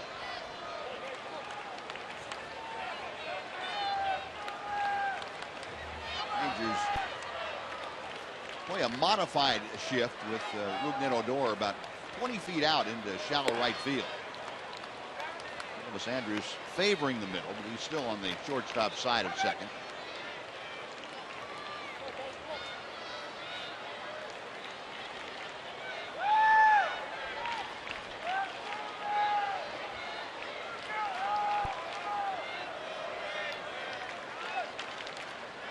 Baker's next pitch.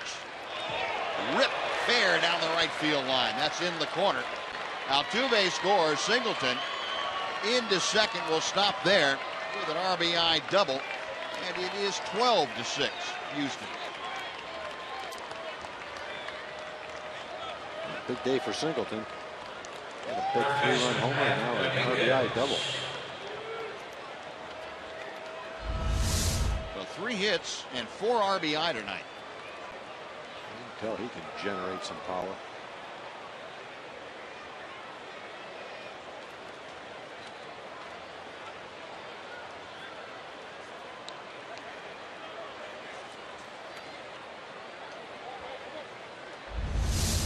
Well, Singleton out there at second base now. He has driven in 20 in the 32 games that he has played. Matt Dominguez, first ball swinging, pops it up. First base side of the diamond. It is Carlos Pena just drifting into foul territory to make the catch. That'll do it. Astros add on 2 more on a couple of hits and a walk. They strand 1. Bottom of the 8th coming up. It's now the Astros 12 and the Rangers 6.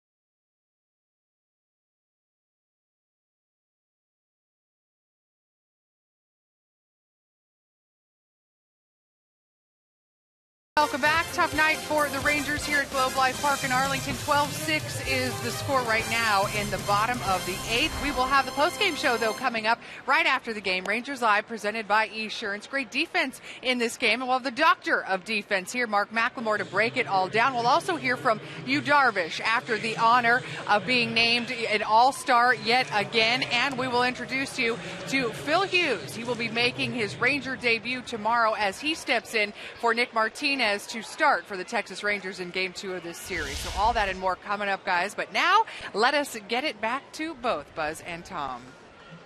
All right, Dana, thank you. Now we head to the bottom of the 8th inning, and Chris Jimenez, right-handed hitting catcher slash first baseman, has come off the Ranger bench to pinch hit for Carlos Pena, with Tony Sipp, the left-hander, still on the hill. So Chris Jimenez hitting at .289. Sipp throws an off-speed pitch in for strike one. George Springer has moved from right field to center field defensively for the Astros, and L.J. Hose has taken over in right field.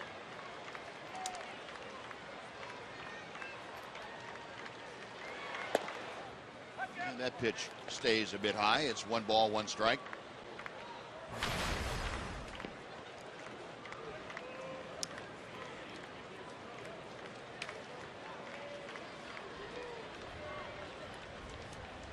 Sipp set. The 1-1 pitch. And 1-2. And the Rangers are all of a sudden having some problems making contact. 5 straight Rangers have struck out, and it's 1-2 now on Chris. Sipp has struck out the 2 hitters previously that he faced, Smolinski and Chirinos. The left-hander is ready for the 1-2 to Jimenez. Got him swinging. Wow. Pretty good roll. That's 6 straight Rangers that have gone down on strikes. The last 2 Rougned Odor coming up. Last 2 pitchers have struck out the last 2 guys in 1 inning and got the first guy in the next inning. Fields was replaced by Sipp after that. Sipp is going to stay in the game and continue to pitch. We want to remind folks, tomorrow night, back here, a 7 o'clock game. It'll be Phil Irwin up from AAA Round Rock to make his first start for the Rangers. He'll be opposed by Brad Peacock, who brings in a 2-5 record. 7 o'clock, Fox Sports Southwest. We will be with you in Game 2 of this series. Rougned Odor is 1 for 3 tonight. Reached on an error in the second, singled in the fourth, and grounded out his last time up. That was in the 5th.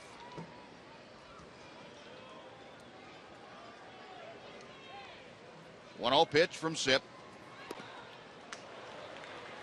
And Tony Sipp, always tough against left-handers. And that has been his role in life, no matter where he's been in the bullpen. Well, Sipp came into the game with 31 strikeouts in 23 innings, so he has been striking guys out pretty regularly. Continuing that today. 2-1 now to Odor.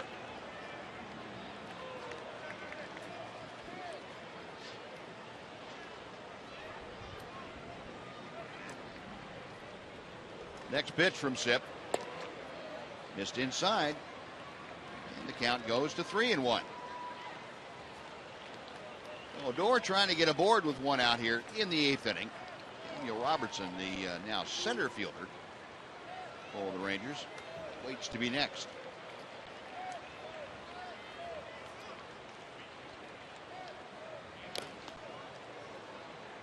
Count is now full.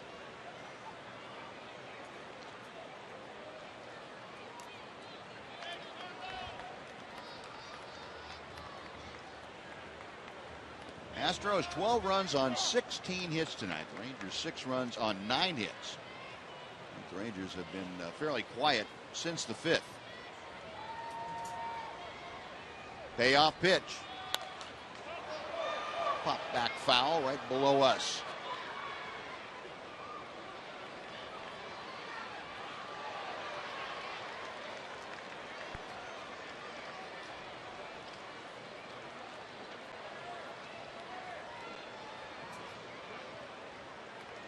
Zip with the new baseball, back up on top of the hill. Rougned Odor digging his way back into the batter's box from the left side.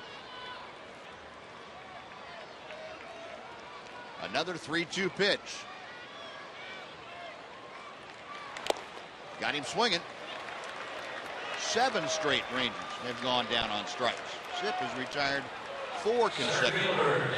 Daniel Robertson walks or strikes out. That'll be 9 straight Ranger batters, 1 through 9, and no one puts the ball in play. Yeah, you're right. Because Chu walked, and then everyone else is struck out. That would be an unusual one. 9 straight guys with no one putting the ball in play. Yep. That's 7 straight strikeouts, ties a Ranger team record for the most. 4 times it's been done. It's an off-speed pitch in to Robertson for strike 1. Daniel 0 for 3 tonight. He is grounded out, popped out, and flied out.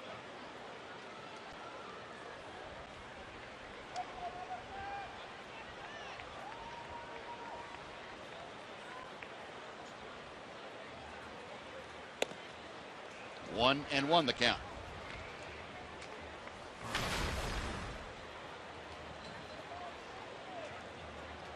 Well, with the optioning of Michael Choice to AAA, I figure Daniel Robertson's going to get a few more opportunities to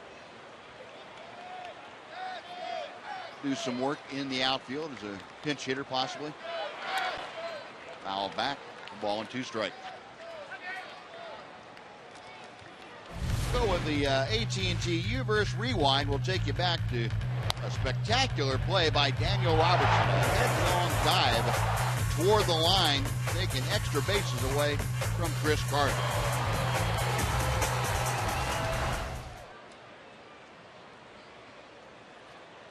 Rangers have had some spectacular defensive plays tonight. Zip ready, the 1-2 pitch is coming. Now 2-2.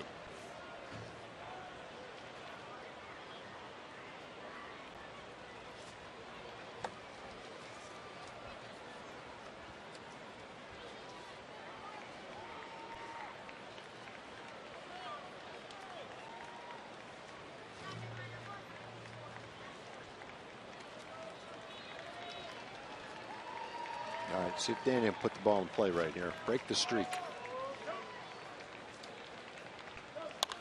Yes. He did. Dead center field. That's hit pretty well. Springer on his horse going back and is able to track it down as he races onto the warning track. Well, Robertson gave it a pretty good ride, but the Rangers are gone in order in the 8th. On to the 9th we go. 12-6 Astros.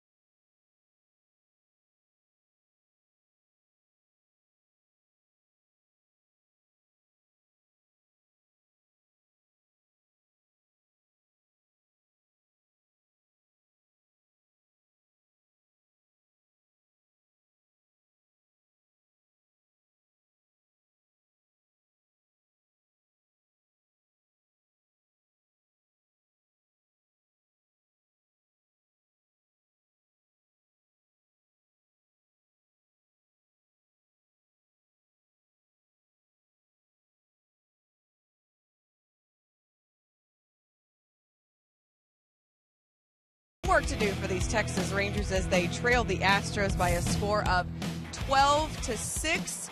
Good news is they get to try it again tomorrow if they don't pull off the ultimate comeback tonight in the ninth. Game 2 between these two teams. You can see two of the hotter hitters in baseball on display once again. We get things going at 6:30 with Rangers Live, and of course the first pitch just after 7 o'clock here on Fox Sports Southwest. A big shout out to AT&T Uverse TV for bringing you this preview of Game 2 between the Astros and the Rangers tomorrow, fellas. All right, Em, thank you. Chris Jimenez staying in the ballgame, taking over at first base. And Chris Carter swinging at the first pitch, rounds out to Elvis Andrus. Well, Carter is now 1 for 5 after that ground out, and it brings up Carlos Corporan.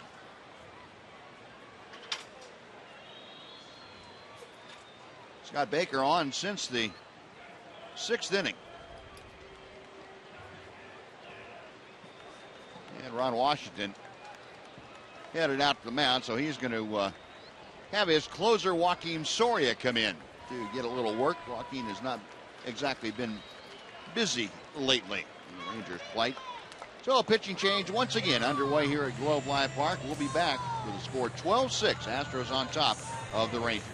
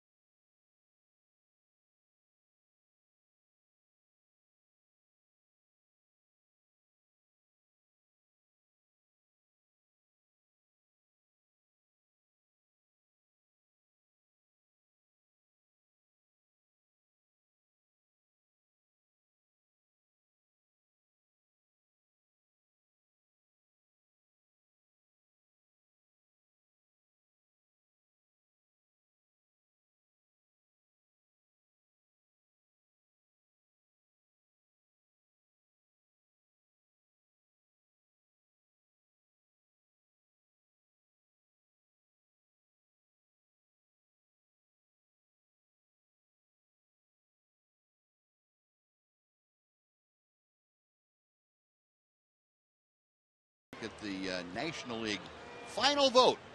And the contestants are Justin Morneau of the Rockies, Anthony Rizzo of the Cubs, Anthony Rendon of the Nationals, Casey McGee of the Marlins, and Justin Upton of the Braves. Vote for your favorite to make that out of that group to make the final spot on the All-Star Game roster.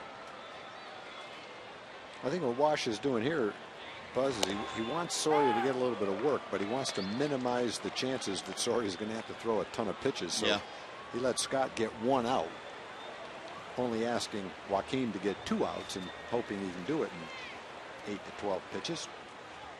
Last thing you want to do is get your closer some work and then have him throw 23 pitches. Pitch inside to Corporan, 2 balls and a strike. Corporan 2 for 4 tonight. Pair of singles. A run scored. Also has driven in a run. Down the left field line, it is slicing and fair ball. And 1 hop into the seats. So that is a ground rule double for Carlos Corporan. Just a little squib shot that hit on the track about maybe a 1.5 feet fair. And 1 hop into the seats for a 2-bagger. Been that kind of a night for Ranger pitchers.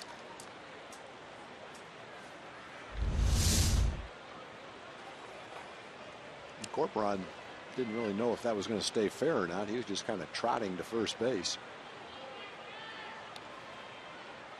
But it did.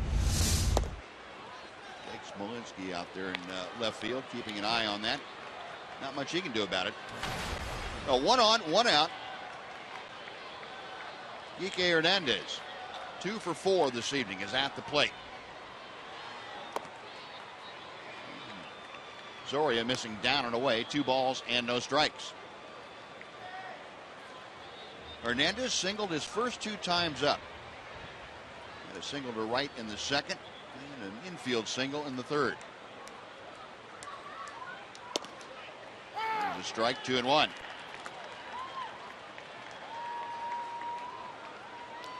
Astros now 17 hits tonight. Go along with their dozen runs off Ranger pitching. Yeah, they've had a lot of men, a lot of base hits with men in scoring position. They've had all the hits and all the base runners. They've only left 5 on base. High fly ball to right field, playable for Alex Rios. Makes the catch, tagging at second, moving toward third is Corcoran. He will be just 90 feet away from home now, but with 2 outs, Marwin Gonzalez coming up.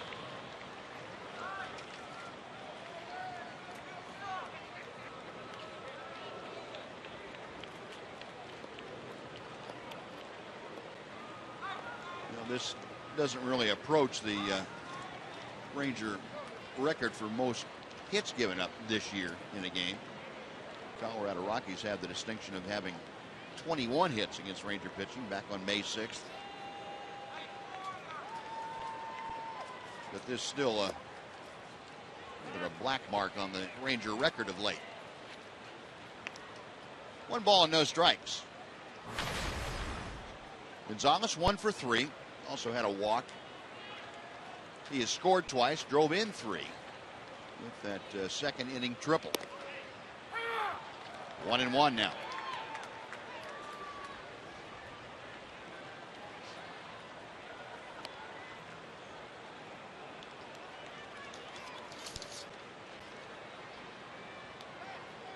Zoria set.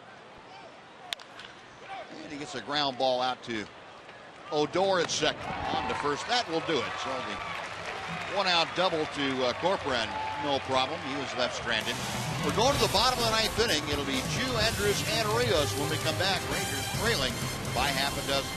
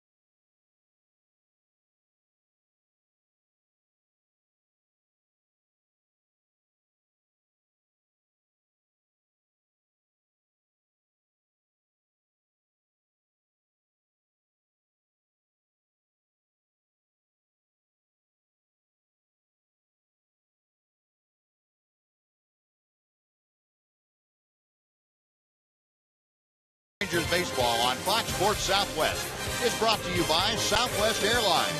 Find Southwest Airlines fares online only at southwest.com.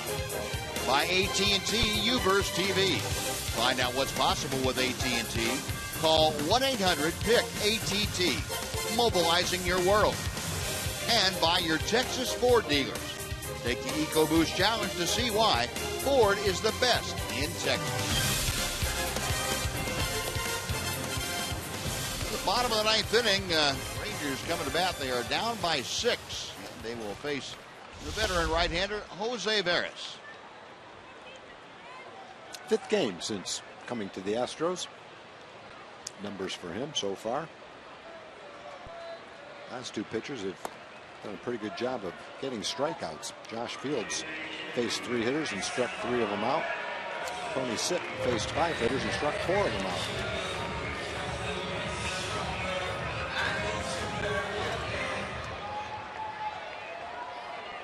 The Rangers with 9 strikeouts tonight, and Shin-Soo Choo will start things off against Veras. Choo 1 for 2 with a pair of walks. Rangers need a lot of base runners to get back here in the 9th inning.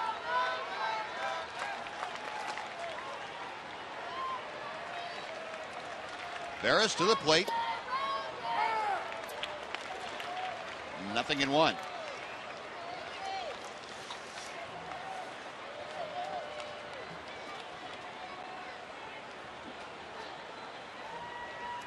Veras is the 5th pitcher used tonight by Bo Porter.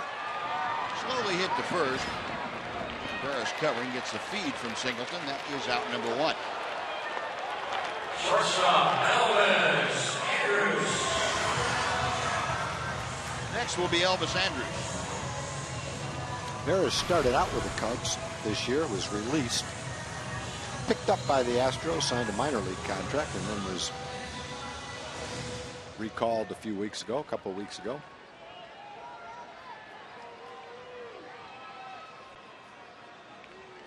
Astros the last couple of years are kind of struggling to put their bullpen together this year.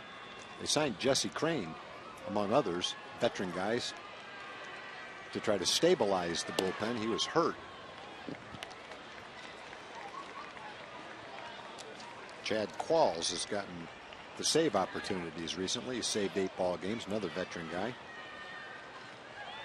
And now Veras is a veteran just recently added to their bullpen. Pitch outside, 2-0.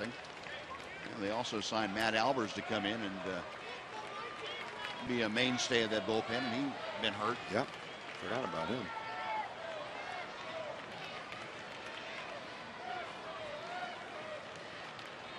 Elvis waiting. Veras with the 2-0 pitch. Now 2-1. Andrews 1 for 4 tonight. That big 3-run double back in the 4th. Rangers at that point in time were trying to get back into the ball game after they had given up 9 quick ones to the Astros. At the end of 5 innings, they got to within 3 runs. A 9-6 deficit. Nothing the Astros added on in both the 6th and the 8th. 3-1. And that fills the count.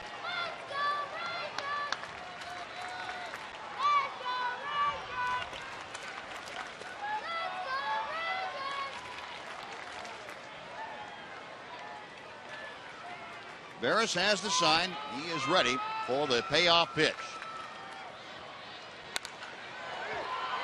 Off the glove of Singleton out into right field. That's going to be probably a base hit, I would think, for Elvis. That ball was scalded pretty well. Yeah, I think that deserves to be a base hit. Singleton got a glove on it, but that was not a very simple play. That was a rope by Elvis. Didn't take the easiest of hops either. They're going to give Elvis a base hit, and rightfully so. I think he earned that one. 2 more hits for Elvis. You can go back a long ways for Elvis now. Over 230 at bats, and he's hitting right around 295, 296. Yep. So close to 300 for a long time after a slow start. That average back up right at 270 now, and that's after being down at 217. Elvis is going to take second base as Rios takes a strike. Defensive indifference will allow Elvis to get into scoring position.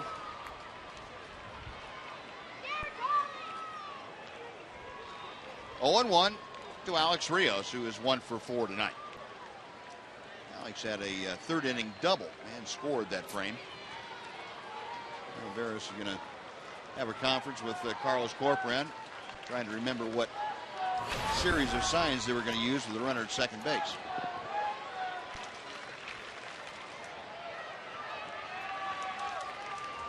Alex with a 3.03 average.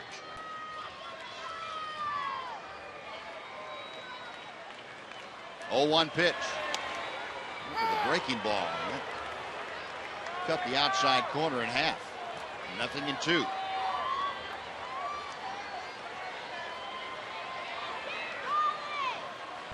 Or came close to cutting it in half.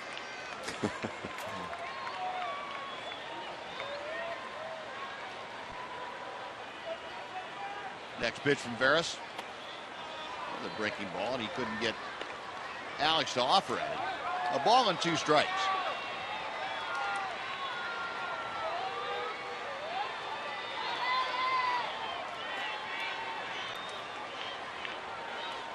Veteran Jose Veras here in the 9th inning. He's trying to mount a charge with 1 out. That's outside. 2-2.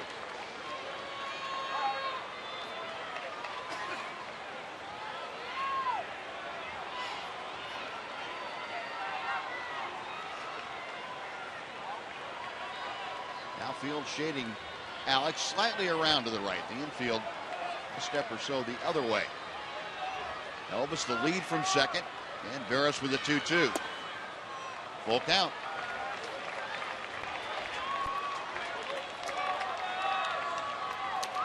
Oh, with 1 out, Alex trying to get aboard. Adrian Beltre, the Ranger cleanup hitter. He's going to be next.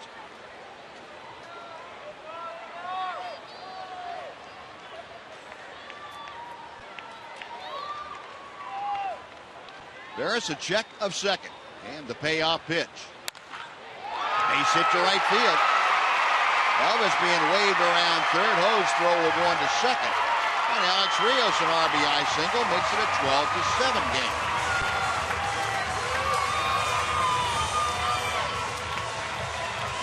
Rios with his 39th run driven in this year. 2 more hits. For Alex has a double and a single now. He's driven in 1. He scored 1. High fastball, outside corner. Goes the other way, just like Elvis did. Hits the ball sharply on the ground, past Altuve.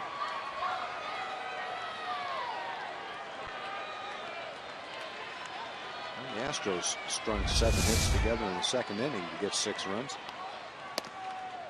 There's a precedent for it. Yep.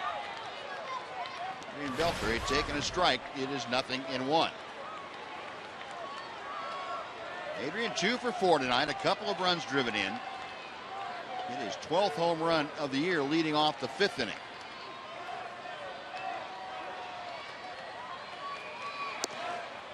That big breaking ball, and Adrian able to lay off. 1 ball, 1 strike.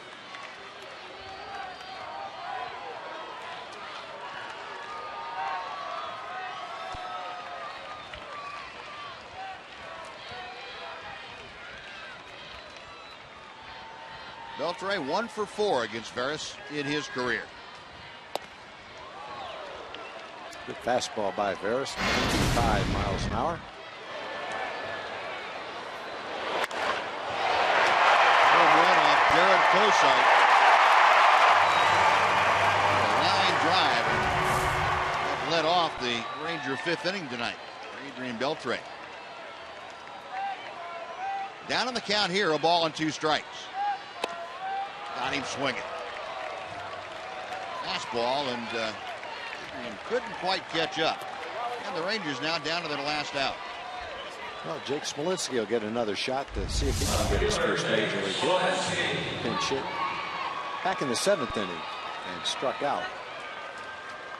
Great movement on that fastball. Slow motion look at it.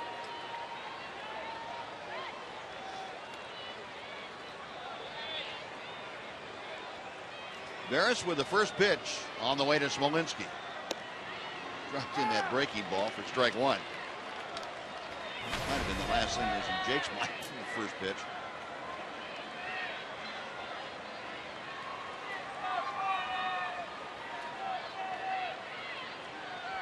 Astros 12 runs on 17 hits. The Rangers 7 runs on 11 hits. That pitch is all the way to the backstop. Alex down to second. Corcoran has to go almost down to the coach's box at third to pick up that carom. And that will be euphemistically called a wild pitch.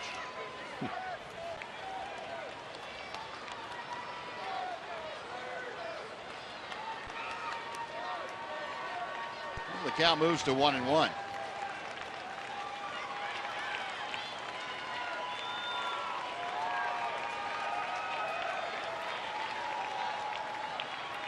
Veras set, a check of Rios. And a pop-up foul that will reach the seats and behind the Ranger dugout. 1-2. 31,010 on hand here tonight. And tomorrow night, 7 o'clock.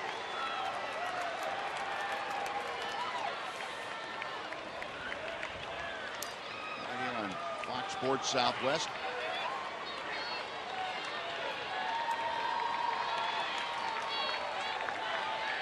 Walensky waiting as Veras gets ready. Ground ball to the right side. This time Singleton is able to capture it. Underhands to Veras, and that will do it. The Rangers do come up with a run on a couple of hits in the ninth, but come up short as the Astros win the first game.